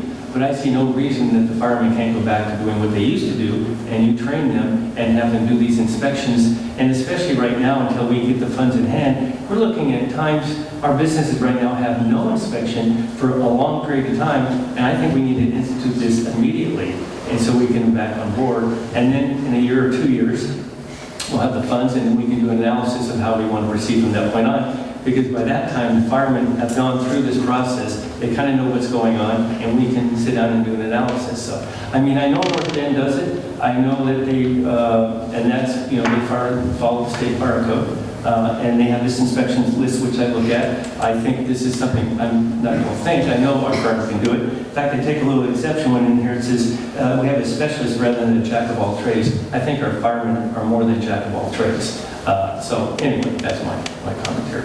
Do you think that this fire inspection program could have prevented the fire that happened at the nail salon in Daryl's on Anderson? It's quite possible. We will never know what the true impact of prevention is. An ounce of prevention is worth a pound of cure. And so it's difficult to say, but yeah, that's just one example. There are dozens and dozens of other examples of fires that like Maui potentially could have been prevented.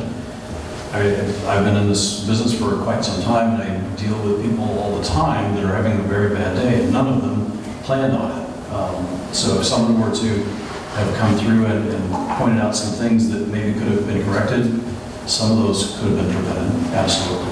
I'm so glad you brought that up, because that is the example. I know a young man who was a cadet, am I saying that correctly, when they're going through the program? A cadet went to that fire and they asked him, he was really familiar with that building. And that's my point. You have someone who's familiar with the building, and so keeping firefighters in those buildings, right, to evaluate them, to me makes a lot of sense. And they actually used his suggestion, well, I'm overstating it. He was familiar enough with the building to give the right information to help them distinguish that fire, is the point I'm trying to make. Do you have statistics or data from the stats that you collect on fires each month and year throughout the year that differentiate between residential versus commercial? Sure. We do. I don't have them at my fingertips. But as a general rule, fires in commercial businesses are much less frequent than residential. However, having said that, they're generally more significant, cause more damage, according to the National Fire Protection Agency, NFPA, National Fire Protection Association. I think the statistics are somewhere around 70% of fires that happen in commercial businesses, the business does not reopen. And that's, I think I probably mentioned some of those numbers, but it's significant. Having said that, so commercial businesses, I would say we have fires in commercial buildings and multi-use residential, half a dozen to 10 a year. And yes, some of them can be run. And I think, wasn't that fire at Daryl's because of hazardous materials? Wasn't that the expectation of what happened? Well, she's the expert, she investigated it, so. It was not hazardous materials, it was a housekeeping issue. A housekeeping issue? Okay, so there's a perfect example where I think the firemen could have gone in, and with this list, they could have caught that. I know they were inspected before they opened, and so was the nail salon place next door. And I think some things have changed with nail salons now. But that being the case, that's separate from, the housekeeping or going through on a regular basis and checking this out. So anyway, that's just my content. I mean, I think that we really need to get this going and to get this back on track and then do an analysis when we have the funds in hand. Anyway.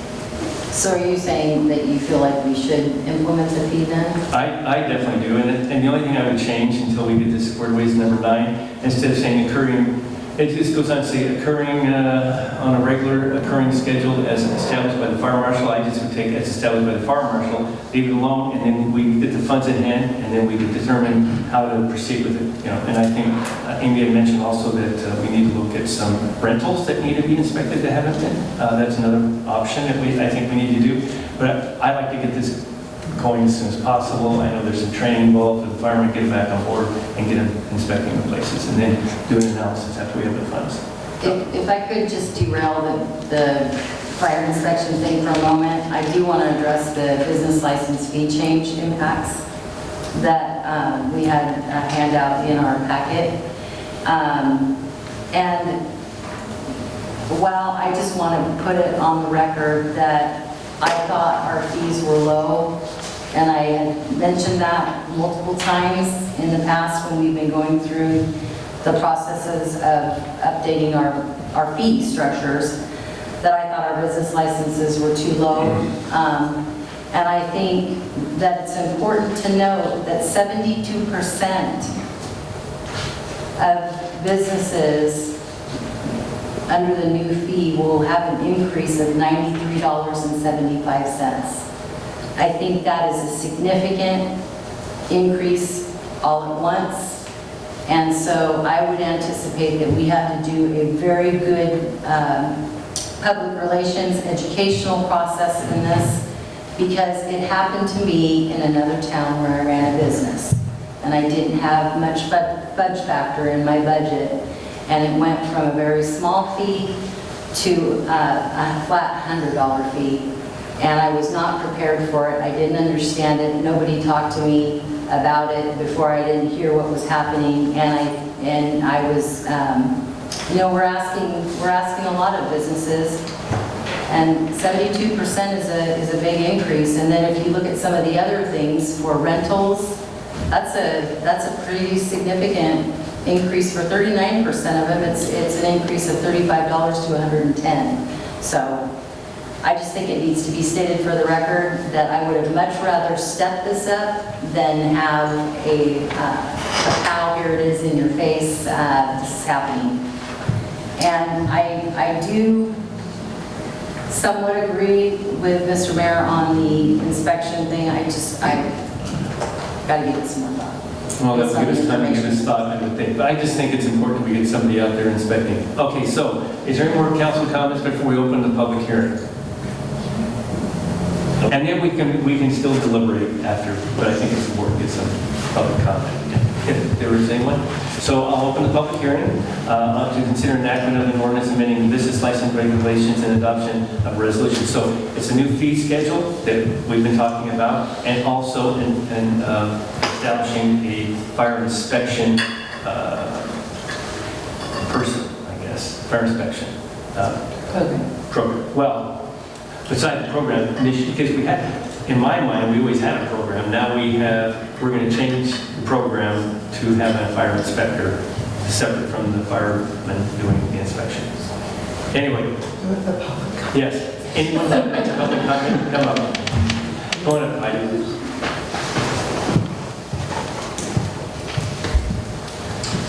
Remember, we got 3 minutes. Okay. I'm Heidi Sauce, and I'm actually in Hauser, but I have property in Coos Bay. And real fast, I was going to speak tonight, but I was interested in the subject. And either Sarah or Stephanie asked a question of the fire chief: would this new fee delay businesses? And I've been told, and been through the process, I have tenants, commercial tenants, and it did delay. And it's not the city's fault. In fact, the city's working really hard. Amy's come over as fast as she can. There's only one person to do it. But as it was explained to me, to answer your question, I believe it did delay, and I think you said no. I watched it delay, and these are micro businesses. And to your point about ban in your face, it's also at Christmas time, because these things come out at Christmas time. They're trying to feed their kids, they're trying to pay the bills, and all of a sudden they go to renew their business license, and it's 120 instead of 26. Yeah, it's not cool. And it's not cool at Christmas time. And then I was told, well, some businesses can make it last 3 years, and what if their lease is only for 1 year? Yeah, so it's, if we can think this through a little bit, I believe what the city's trying to do is a very good thing, because I've seen what some of these places look like, and it's scary. So I'm with you, Joe, that let's get it going fast. I love your idea about cross-training, if it's possible, but it does it, and I'd like to know the question, and you're right on target. Is it linked to can I get a business license before I've been approved for safety? And it's my understanding so far that you can't. Now, I could be wrong, but I'd love to know the real answer to that.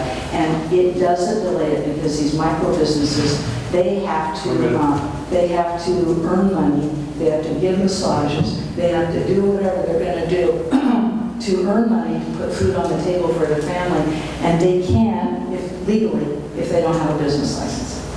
So, I would love to get the answer to that. Okay. So Amy, does a new business have to have a fire inspection before they can open up and get their business license? Yes, currently they do, for their business. I thought so. I just wanted to make sure. They do. I didn't catch that. So they have to have a fire inspection before they can be given a business license. You are correct. And they are at the mercy of, as the chief was saying, that might be a week, 2 weeks. I mean, the one and only inspector has other things to do, and so how do they feed their families in the meantime? So my question to the staff then is, prior to having Amy on board, what did we do? Before Amy, I would go out with the building official, which was Mike Smith, and we would do a joint inspection of new businesses. Okay. So is that something that we can think about maybe assisting Amy to speed up the process. Just a thought, I don't expect, but might want to. Just one comment, just to address that, so. Sure. Certainly.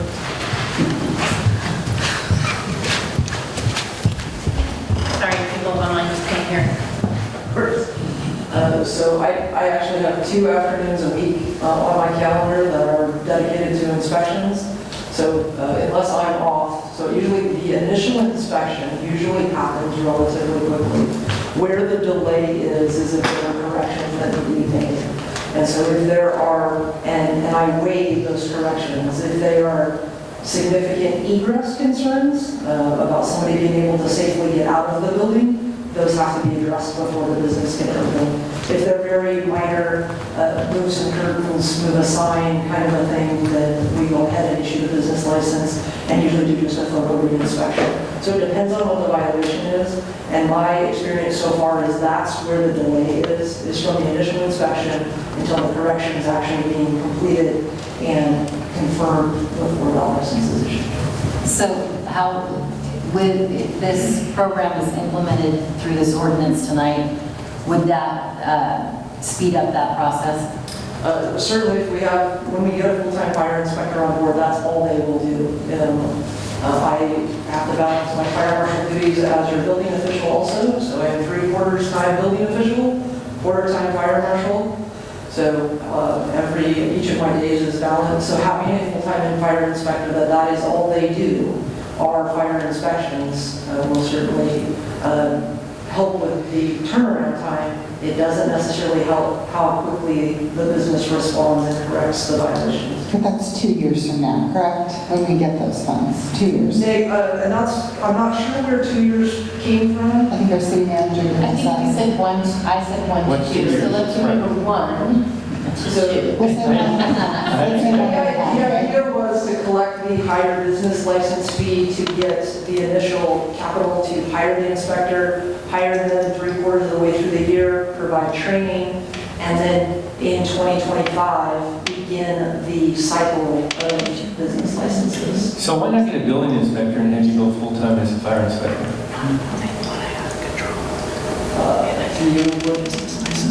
Sure, we can talk about it. That would save the training time, and you're familiar with the community.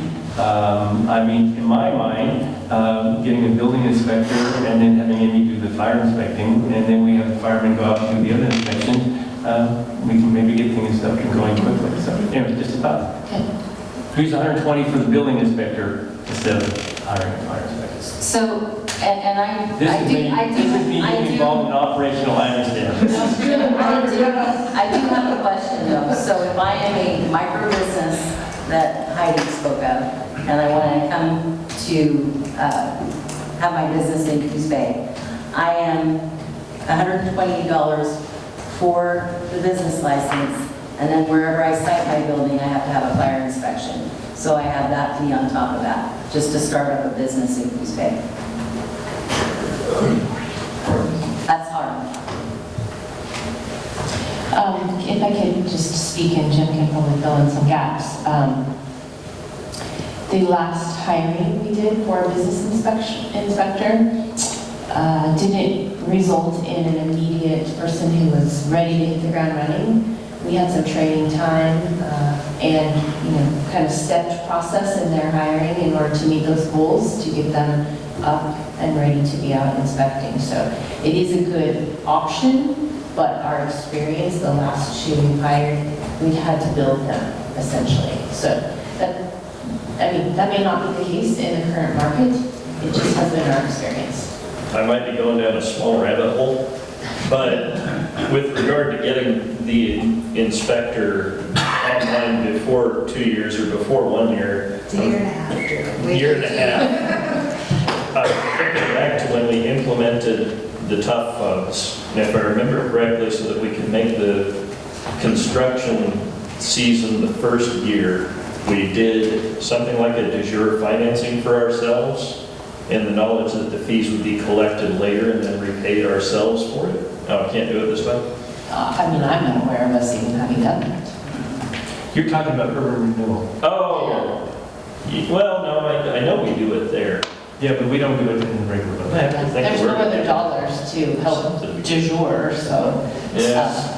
I use that word because I remember that No, word. That probably it's a wasn't- good word, I love the word. Can I just ask one favor, because we're having a really kind of great conversation, if possible, maybe Amy might sit at the dais so that we still have the public space for folks to come in. Okay, so more public comments? Really? Oh, there you go. Okay, but I have to have, can I have some feedback? Yes. Okay, all right, so, Oh, we might be able to do it. good try, Beth. Wait, you need name and address. Okay, my name is Beth Clarkson, and I own a business downtown Chicago, As a business, I can tell you, I was in a small building, older building, and I was blessed with the fire marshals coming once a year, and they did a little inspection. They told me how many holy mollies I had, like how many extension cords I had plugged into one outlet, and the possibility of starting something on fire.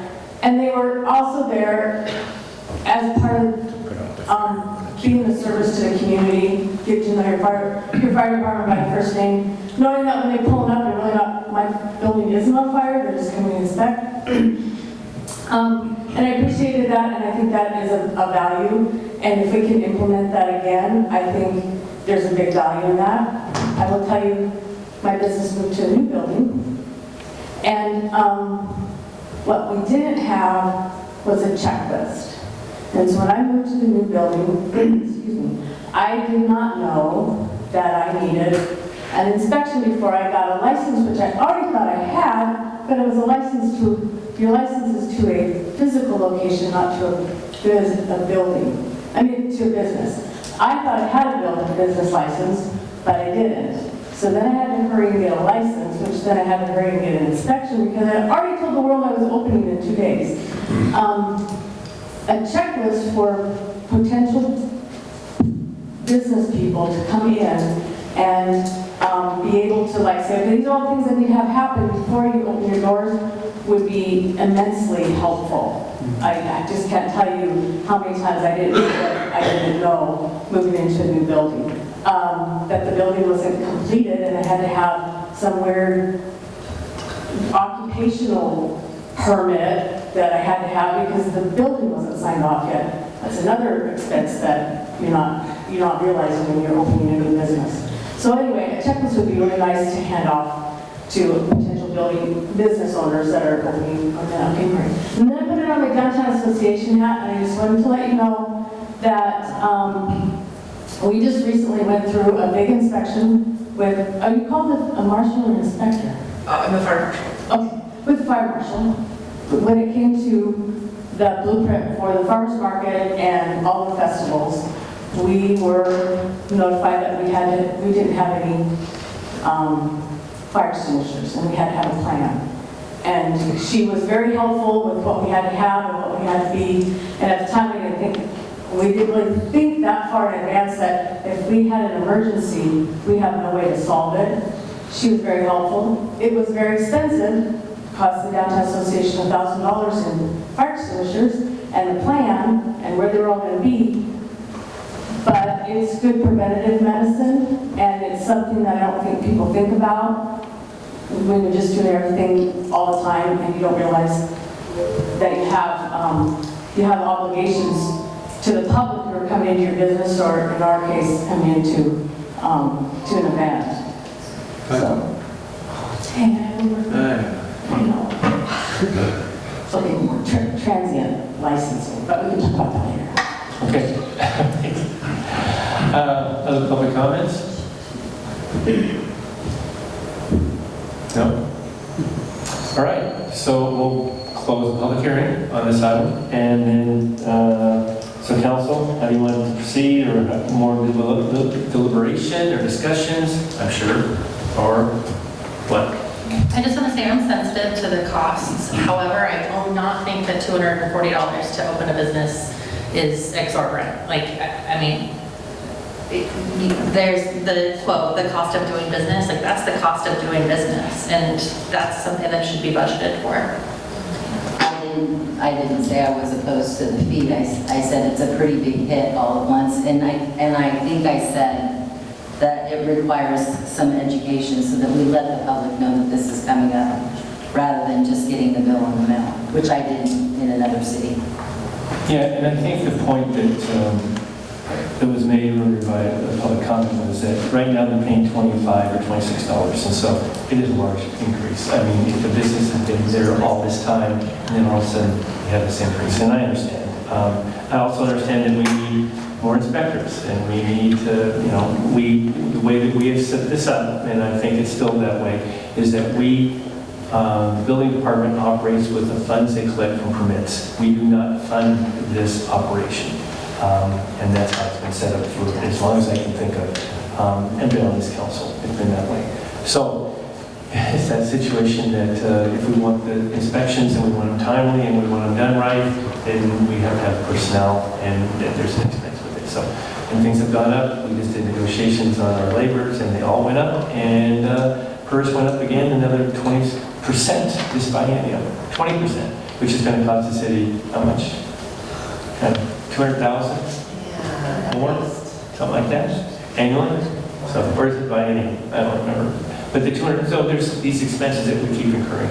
And it's unfortunate to operate the city and be as good as we can or try. We need to think about that. So anyway, Carmen, did you have a comment?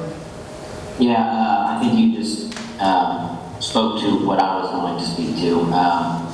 That the inspections can be a holdup, and we need more inspectors. And I think that the increased fee is going to help with making that a real possibility. As a business owner and someone who's had fire inspections for occupancy and for my business license, yeah, there's always something that you didn't think of before you open, and that's what they're there for, is to help you to understand what you need to do before you are safe to occupy the building and allow the public to occupy your building.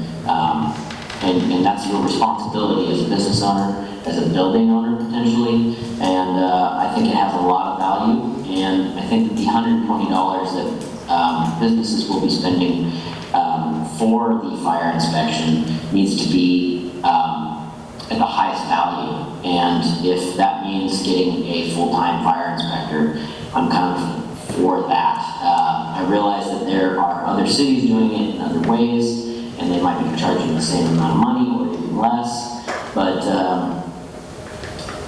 I think having the fire department staff familiar with our businesses is great, but if they're not qualified to do the full inspection for the location, I'm just not really okay with that.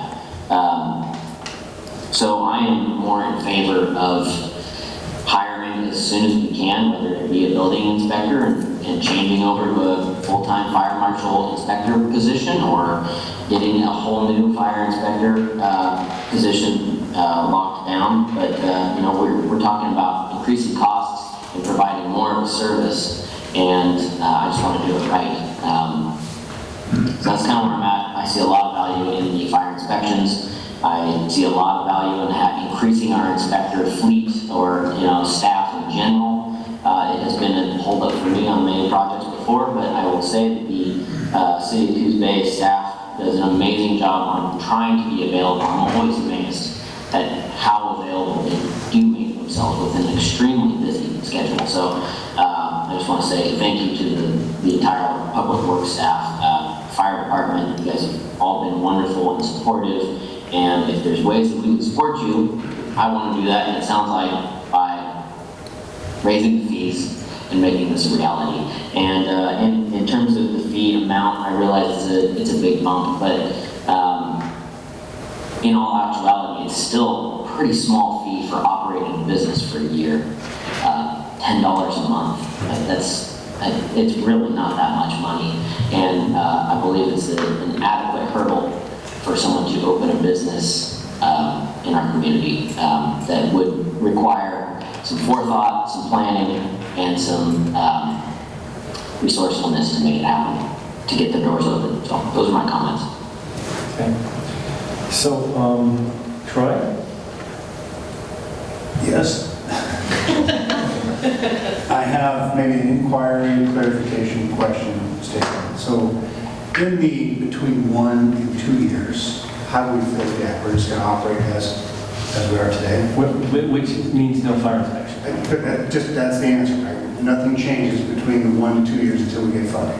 What I heard the mayor saying is he wants our staff to get that training so that we can assist the fire marshal in providing at least some support. And that would be to the mid and low level inspections. And Andy, you would continue with the upper mid to higher inspections. Right. We would be trained probably by our fire marshal to conduct inspections of businesses and mercantiles. And we can't do them all, but we could do some to ease some of the burden from But that would help, right? That would solve some of the issue. Yes. Slow down. That's at least the interim. Okay. Long term, we want to do it right and get a fire inspector that's full-time, that's certified to do the whole gamut. Even when that happens, we still want to have our operational staff in businesses so they're familiar with what they're working with and to give to the public. So that leads to my inquiry. If I was a business owner and said, hey, could you come down and check out my space just to see you can see what it looks like inside, you would do that? Yes. We tried to. Yes. Even with your 12 calls a day? We would make it happen. And for the most part, I believe people are understanding enough to know that if our radio goes off and we have to run out the door, we'll reschedule. The fire department did that for me in 21, I want to say, when we had to meet some compliance issues. And that it's always fun to have them go through and look under people's desks because I couldn't, or I didn't. They looked under and found like a power strip attached to a power strip, and when I went down there to separate the two, neither one of them was hooked to anything. It was plugged into the wall, and there was nothing on anything. So, fun times. If we support the resolution, are we tied to the plan of hiring a fire marshal or a fire inspector in that 1 to 2 years? I think it's something that we determine. I would suggest that we adopt Resolution 23-19, and under Section 9, we just eliminate the very end, it says, as established by the fire marshal, and because we still want the fire inspections to be done as businesses are coming in and new ones happening. That way, the fire department continues on as soon as they can with the inspection, and then after you find we have the funds in hand, I think that would give us the wiggle room to maybe change that scope a little bit. Well, I think one way or the other. I think it's a discussion that can come back because this is a living document, and so we have more freedom if we did it that way. I think so. Do you agree? I agree. Okay. You have clearly stated what I believe our municipal code is, and it is living in that. We need to be looking at it on a regular basis to make sure it still meets the needs of our growing and changing community. That means we need to bring that back to you. You guys need to discuss what works best and potentially amend it. I suppose, and then my final comment is, in general, I'm opposed to fees, period. But I do realize we live in a community, and those fees are there to support the services that help us all work together. And you can't do it without that. And I realize if you're running a small business, any dollar amount is a lot. But I also agree that $120 or $240 a year, $10 a month, is not a lot. And to Carmen's point, it sets kind of a bar a little bit that you've got some sort of a plan, you have a strategy, you understand that it's going to cost you a certain amount of money to operate a business, and your chance for success should go up. So the 240, remember, the 120 is the business license fee. The other 120 is a fire inspection fee. That's not going to be an annual fee. Correct. Depending on the business. Sometimes it might be 3 years or annually. It just depends on the business. Sorry if I muddied that, but yes, I understand. And I suppose the other part of that is, someone used to tell me all the time, land use laws are not necessarily to prevent you from doing things. They're to protect you from your neighbor doing things. He decides he wants 10 stack of cars in his front yard. Those ordinances help you have some sort of resolution. And business licenses are essentially the same thing. They're not necessarily to prevent you from doing anything. They're to protect you from someone who might think it's a good idea to stack all their garbage in the backyard or in the back of the building. So I realize there's a necessity, and that's how we provide that service.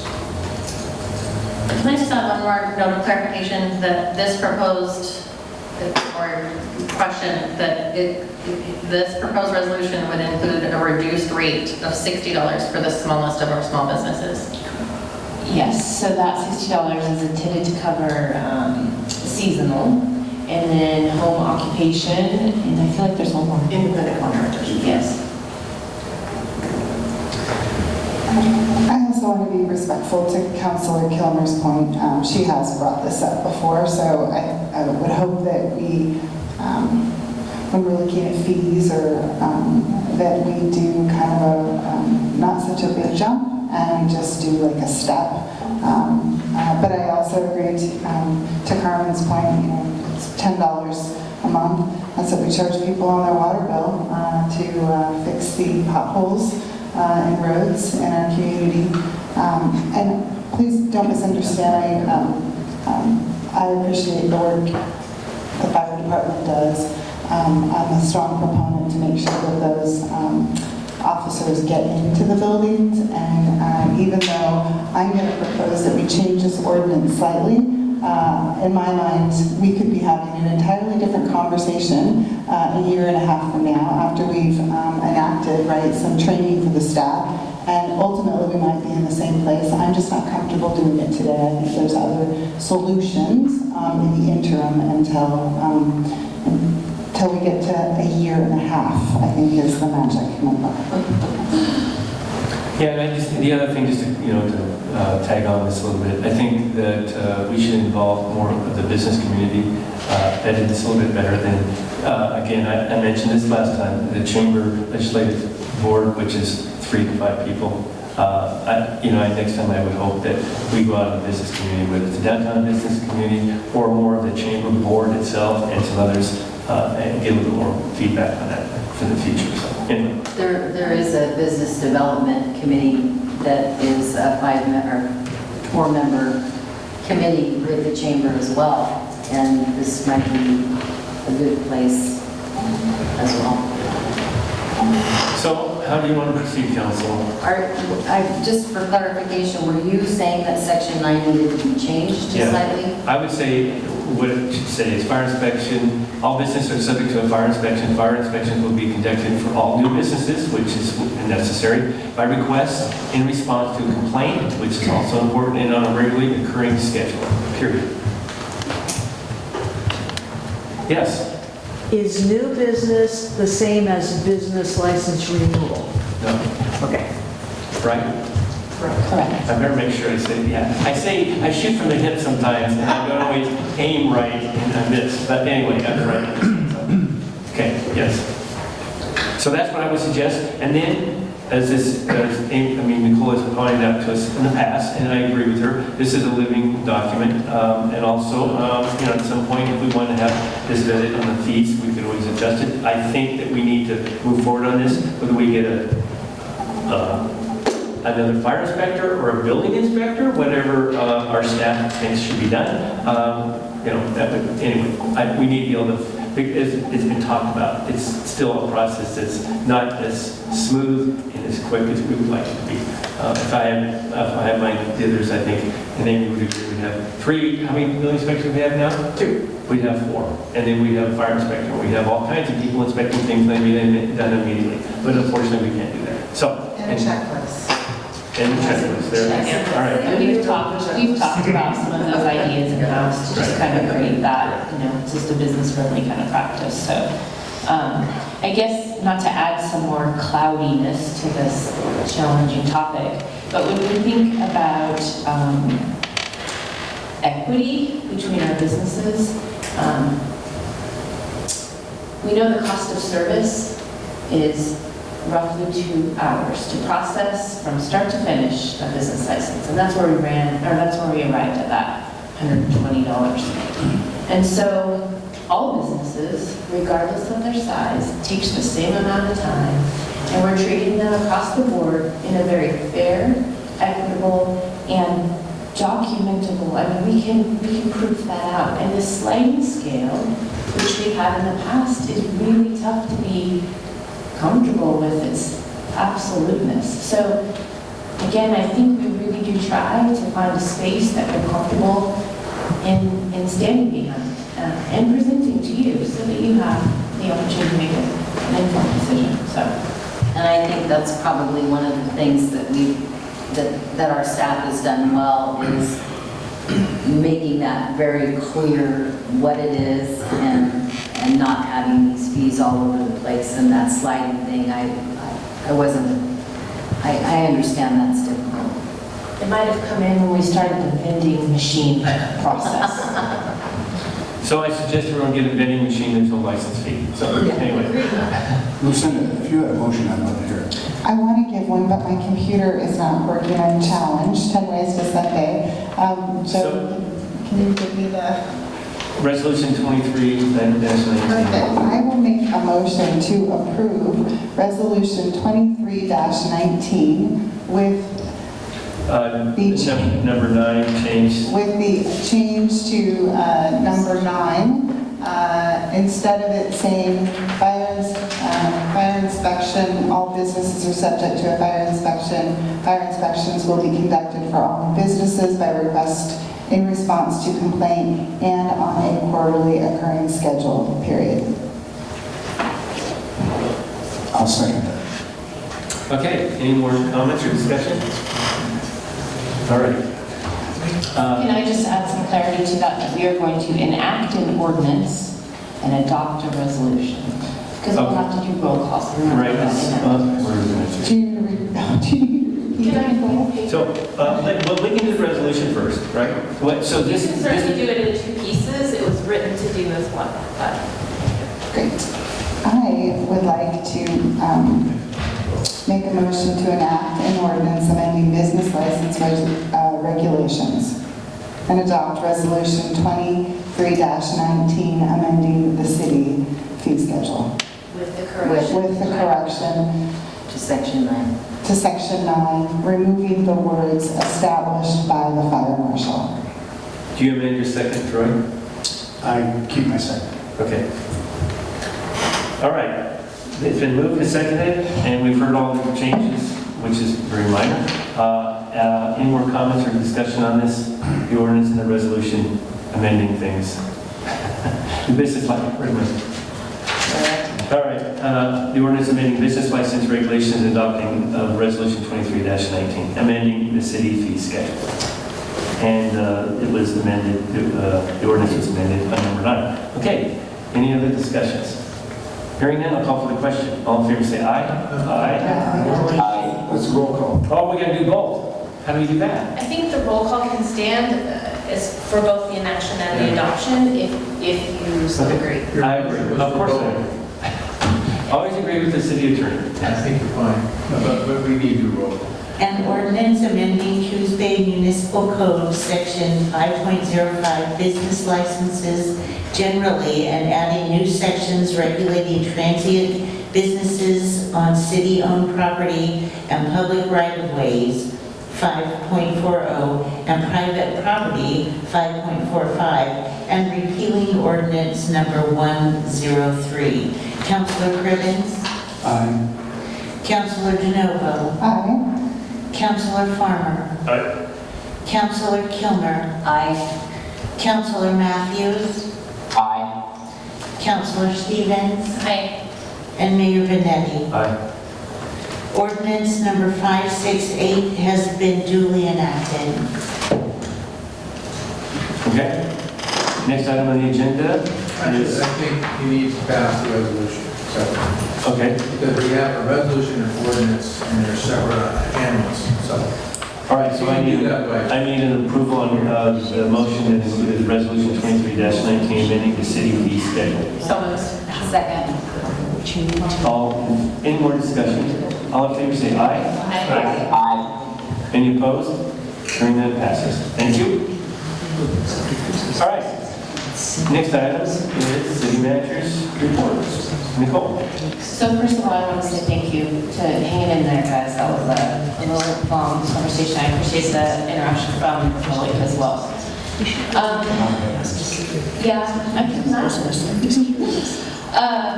So I originally wanted to say thanks to the Downtown Association. We just had a very successful Strawberry Arts Festival, from what I understand. It was well-attended, full of booths there.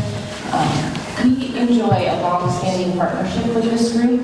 Holly and I had our first meeting. That's a regular occurrence. We just had one so far. But we did talk about that agreement coming up and where we can do some work with it. So we're aware, and that's on our focus. We've done some great things. The Wayfinding sign is a good example. Trying to find an interim solution. I think the partnership, bringing the VCB in and adding some flair to the signs that are there, gives us that interim solution. Is it where we want to land? Of course not. Really working on it. I think we're also, kind of leaning into them for, potentially other ways they can work with us in the community. That maybe is, they do great, festivals and things. We're looking at a huge birthday party coming up next year. So, are they a key contributor to that? Probably, because it's part of what they do daily. So I just want to keep that in our kind of mind of we partner well. Do we have room for improvement? I think we do, and we have that across the board in most things we touch. There's always room for improvement. So, and then kind of segueing off of that, we have the largest event I think in our community coming up, FunFest. So, I'm excited to see that happen. Schools are back in session this week, so really important for everybody just to be very mindful when you're out on the roads. You've got kids on the roads again, so just being as safe as possible. And then we have a cleanup this Saturday. We're walking into the second Saturday OBAP cleanup. I believe they are in Empire this weekend, so be great. Any folks out there who want to participate in a community event, it's great to come out and kind of work with others to get our space in shape. So that is what I have for today. All right.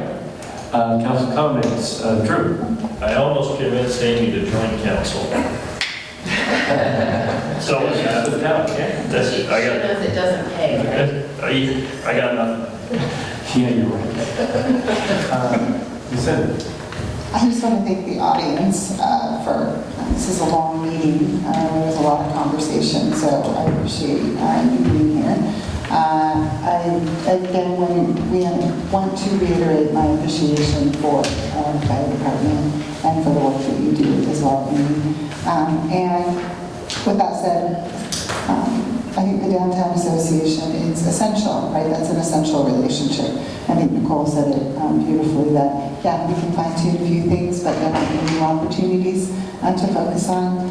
And speaking of events, we have a very large event at our property this weekend. We're very excited to be hosting the 18th annual Millet Salmon Celebration, which is a free event where you can learn about Indigenous culture in our area and in the Pacific Northwest. We will have 7 of the 9 federally recognized tribes represented, and it's just a really great opportunity to learn about culture. You can experience a salmon bake. One of my favorite things, and unfortunately it's not well attended, so I'm looking at all of you in this audience, at 9 a.m. on Saturday you can watch canoe races in traditional canoes. There's a dugout canoe and there's a journey style canoe, and it's a really great event to experience, and it's a casino and the tribe's opportunity really just to offer you a free experience to learn about the culture. That's all I have. Thanks. Stephanie? I've been ready all night with that button, and tonight I turned it off. I concur that is a wonderful event that is happening this weekend. If you've never been, it was one of the programs that I did for the youth program that I worked with North Bend on last year. And I had several families participate that had never been to that. It is an experience, and I go every year because I learn something new every year, and it's just wonderful to experience that culture. Also, I do want to recognize Beth Clarkson, who is here tonight with the Downtown Association. She is an amazing person to lead the charge at the Coos Bay Downtown Association, and I tried to figure out how long she's been there. I alluded to maybe a couple of decades. because we couldn't pinpoint it. In dog years, it's the same age as the city of Coos Bay. Okay. She said in dog years, it's the same age as the city of Coos Bay as we come up on 150 years. So anyway, I do appreciate that she was here tonight and also leads that organization.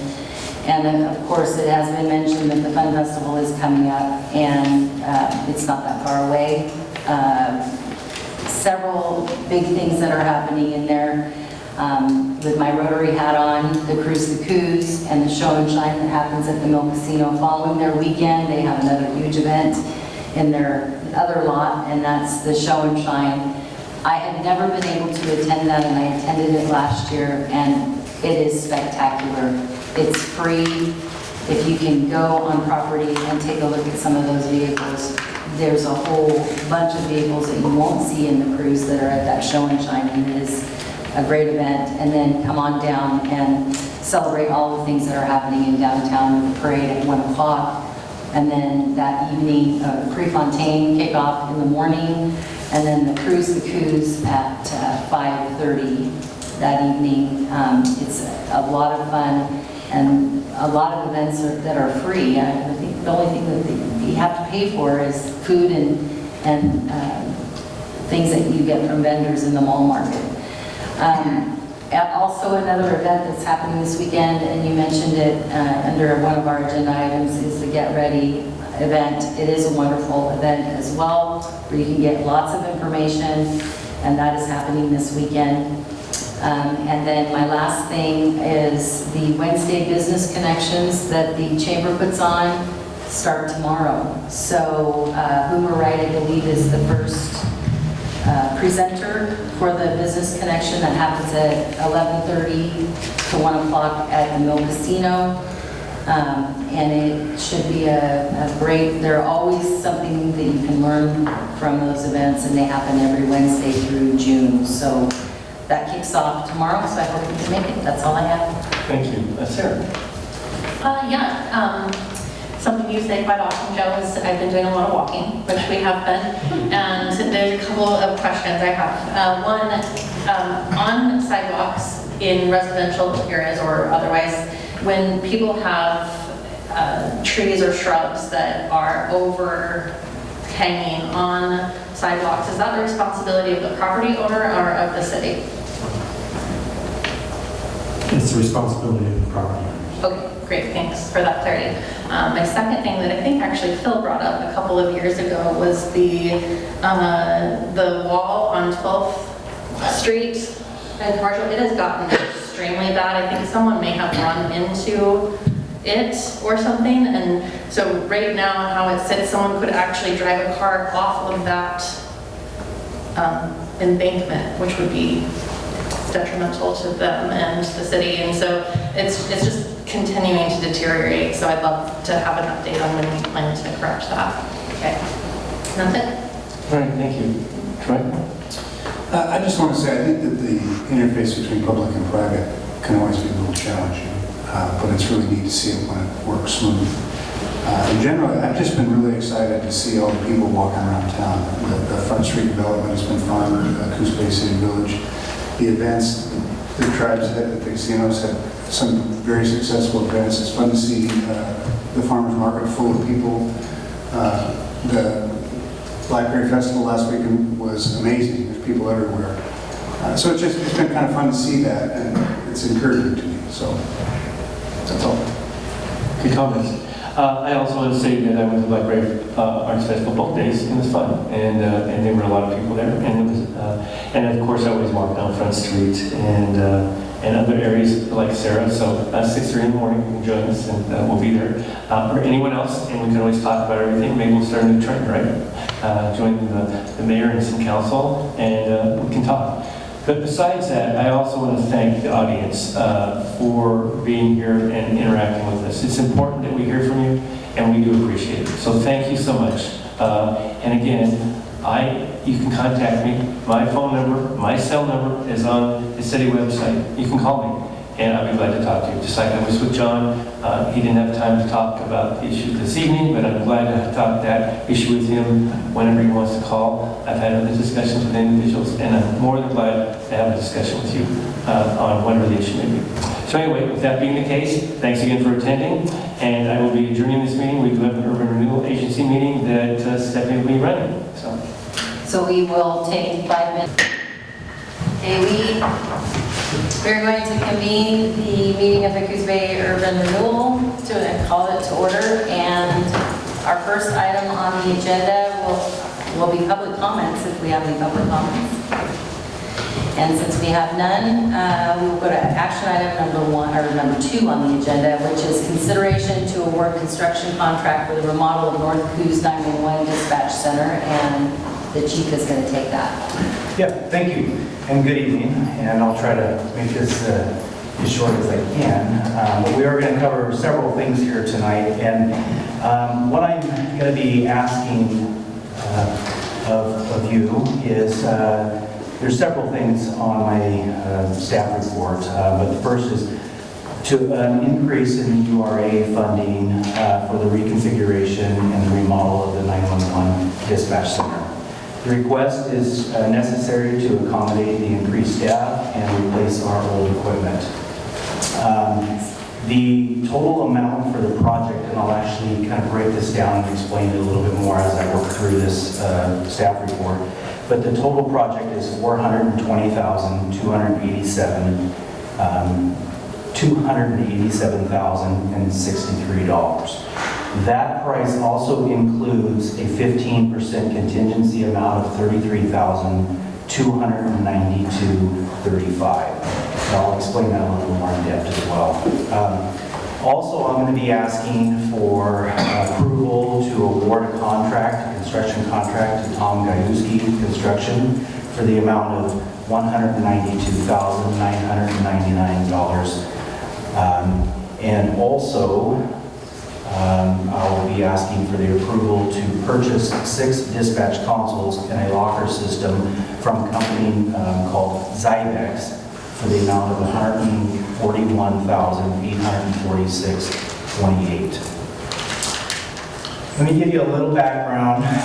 Prior to January 1st, 2021, the North Coos 911 Dispatch Center, located in Coos Bay in the City Hall at the Police Department, is a primary answering point that had a total of 10 dispatchers, 3 console units, and used to receive and dispatch calls for service.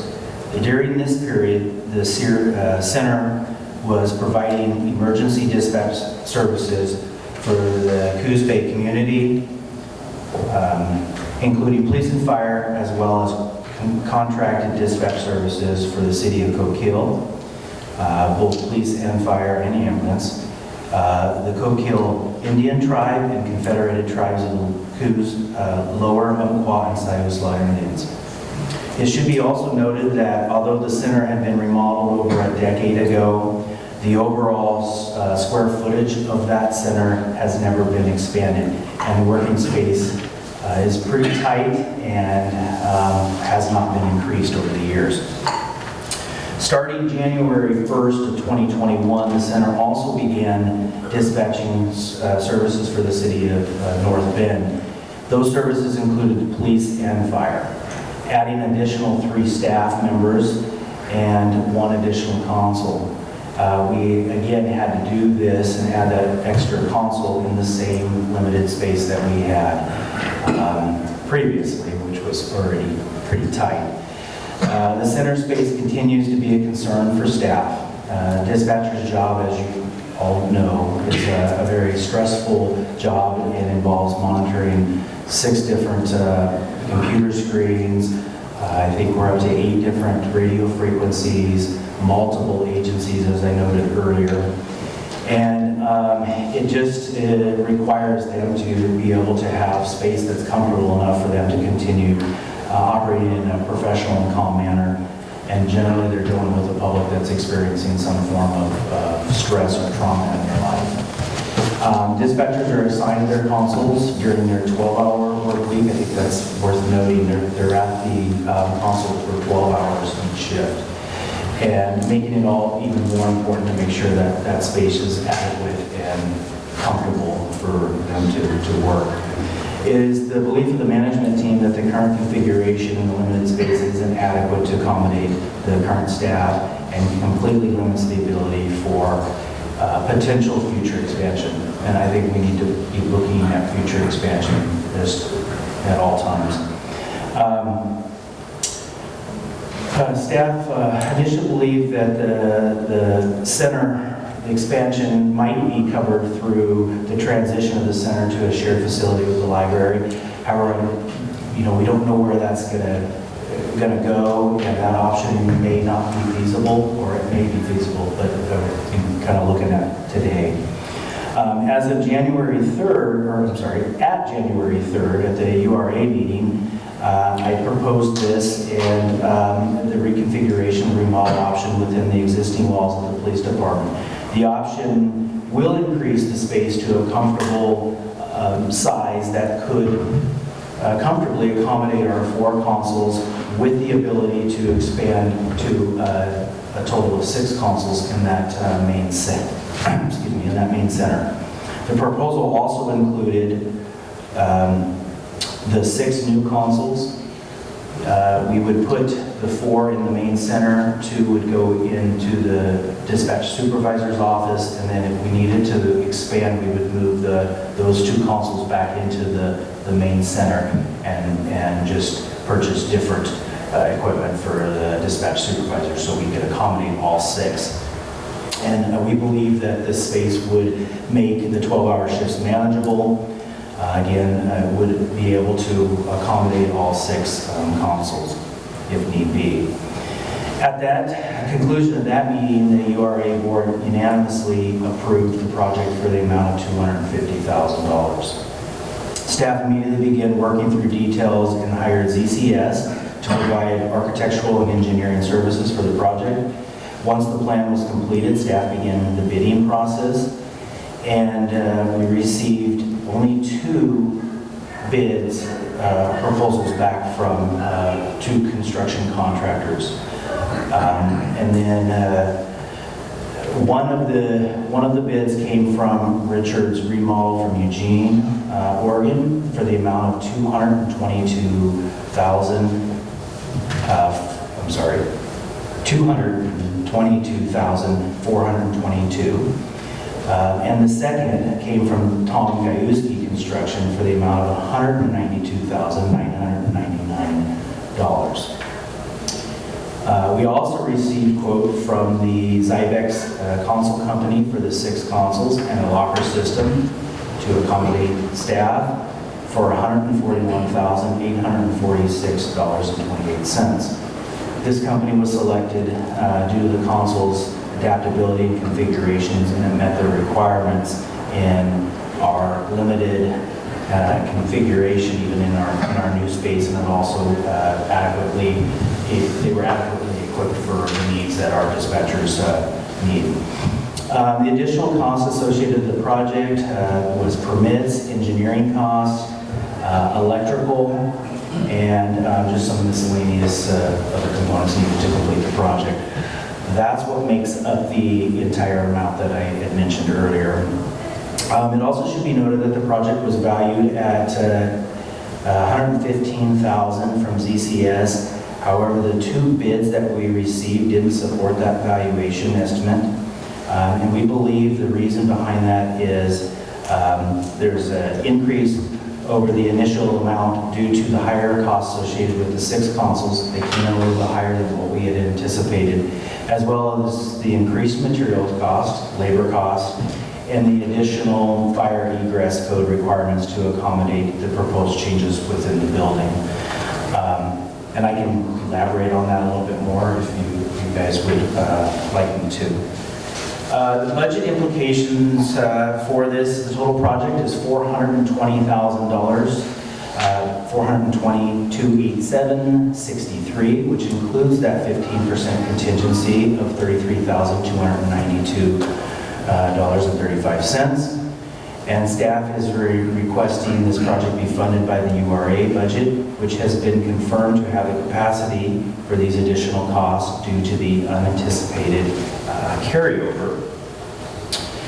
And so if it pleases council, we are requesting approval of an increase of the URA funds from the previously discussed amount of $250,000 to the $420 to $87.63, which includes that contingency.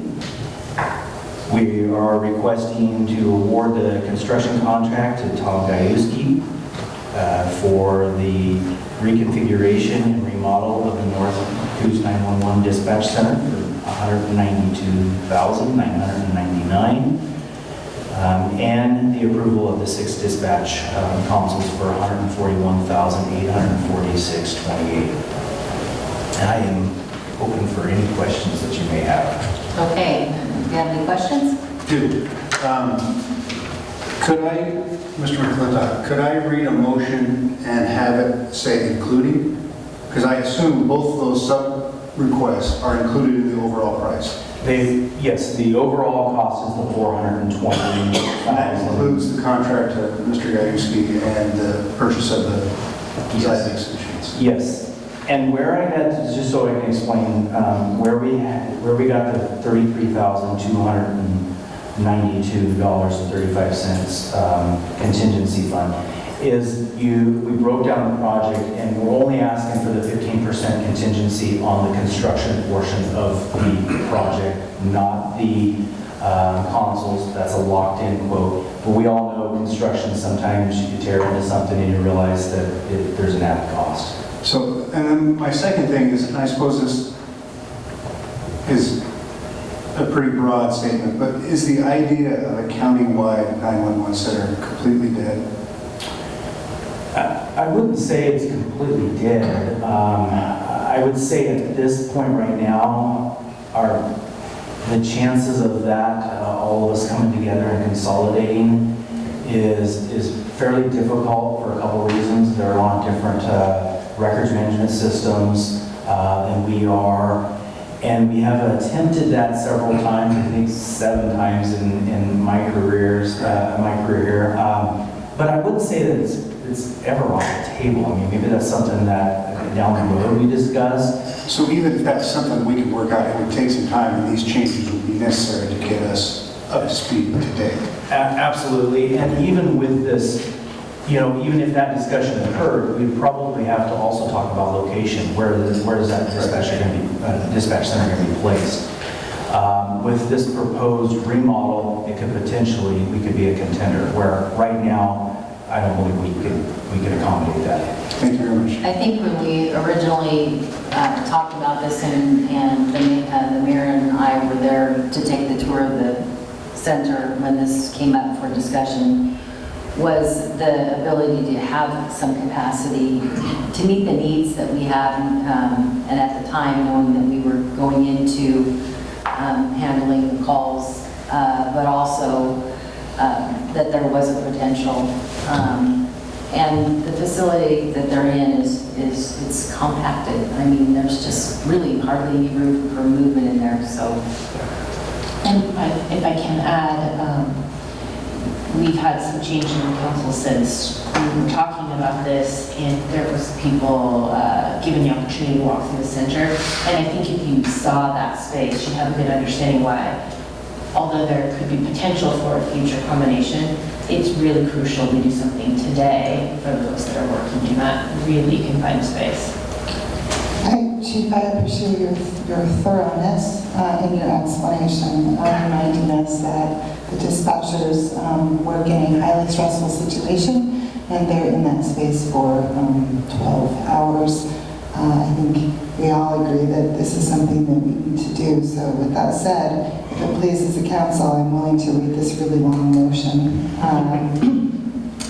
I will make a motion to approve an increase in URA funds from the previously discussed amount of $250,000 to $420,000, $287.63, which includes a 15% contingency amount of $33,292.35 In addition to award construction contract to Tom Gajowski Construction for the reconfiguration and remodel of the North Coos 911 Dispatch Center for $192,999. And finally, approved the purchase of 6 dispatch consoles and lockers for Zybex for the amount of $141,846.28.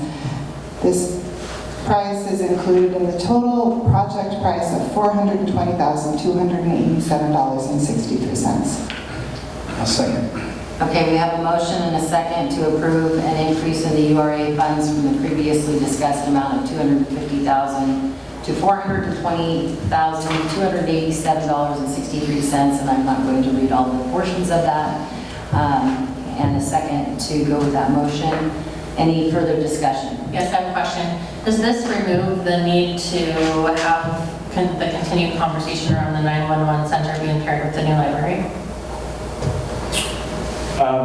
Well, I think that would be probably up to you guys in terms of if you wanted to keep that on the table.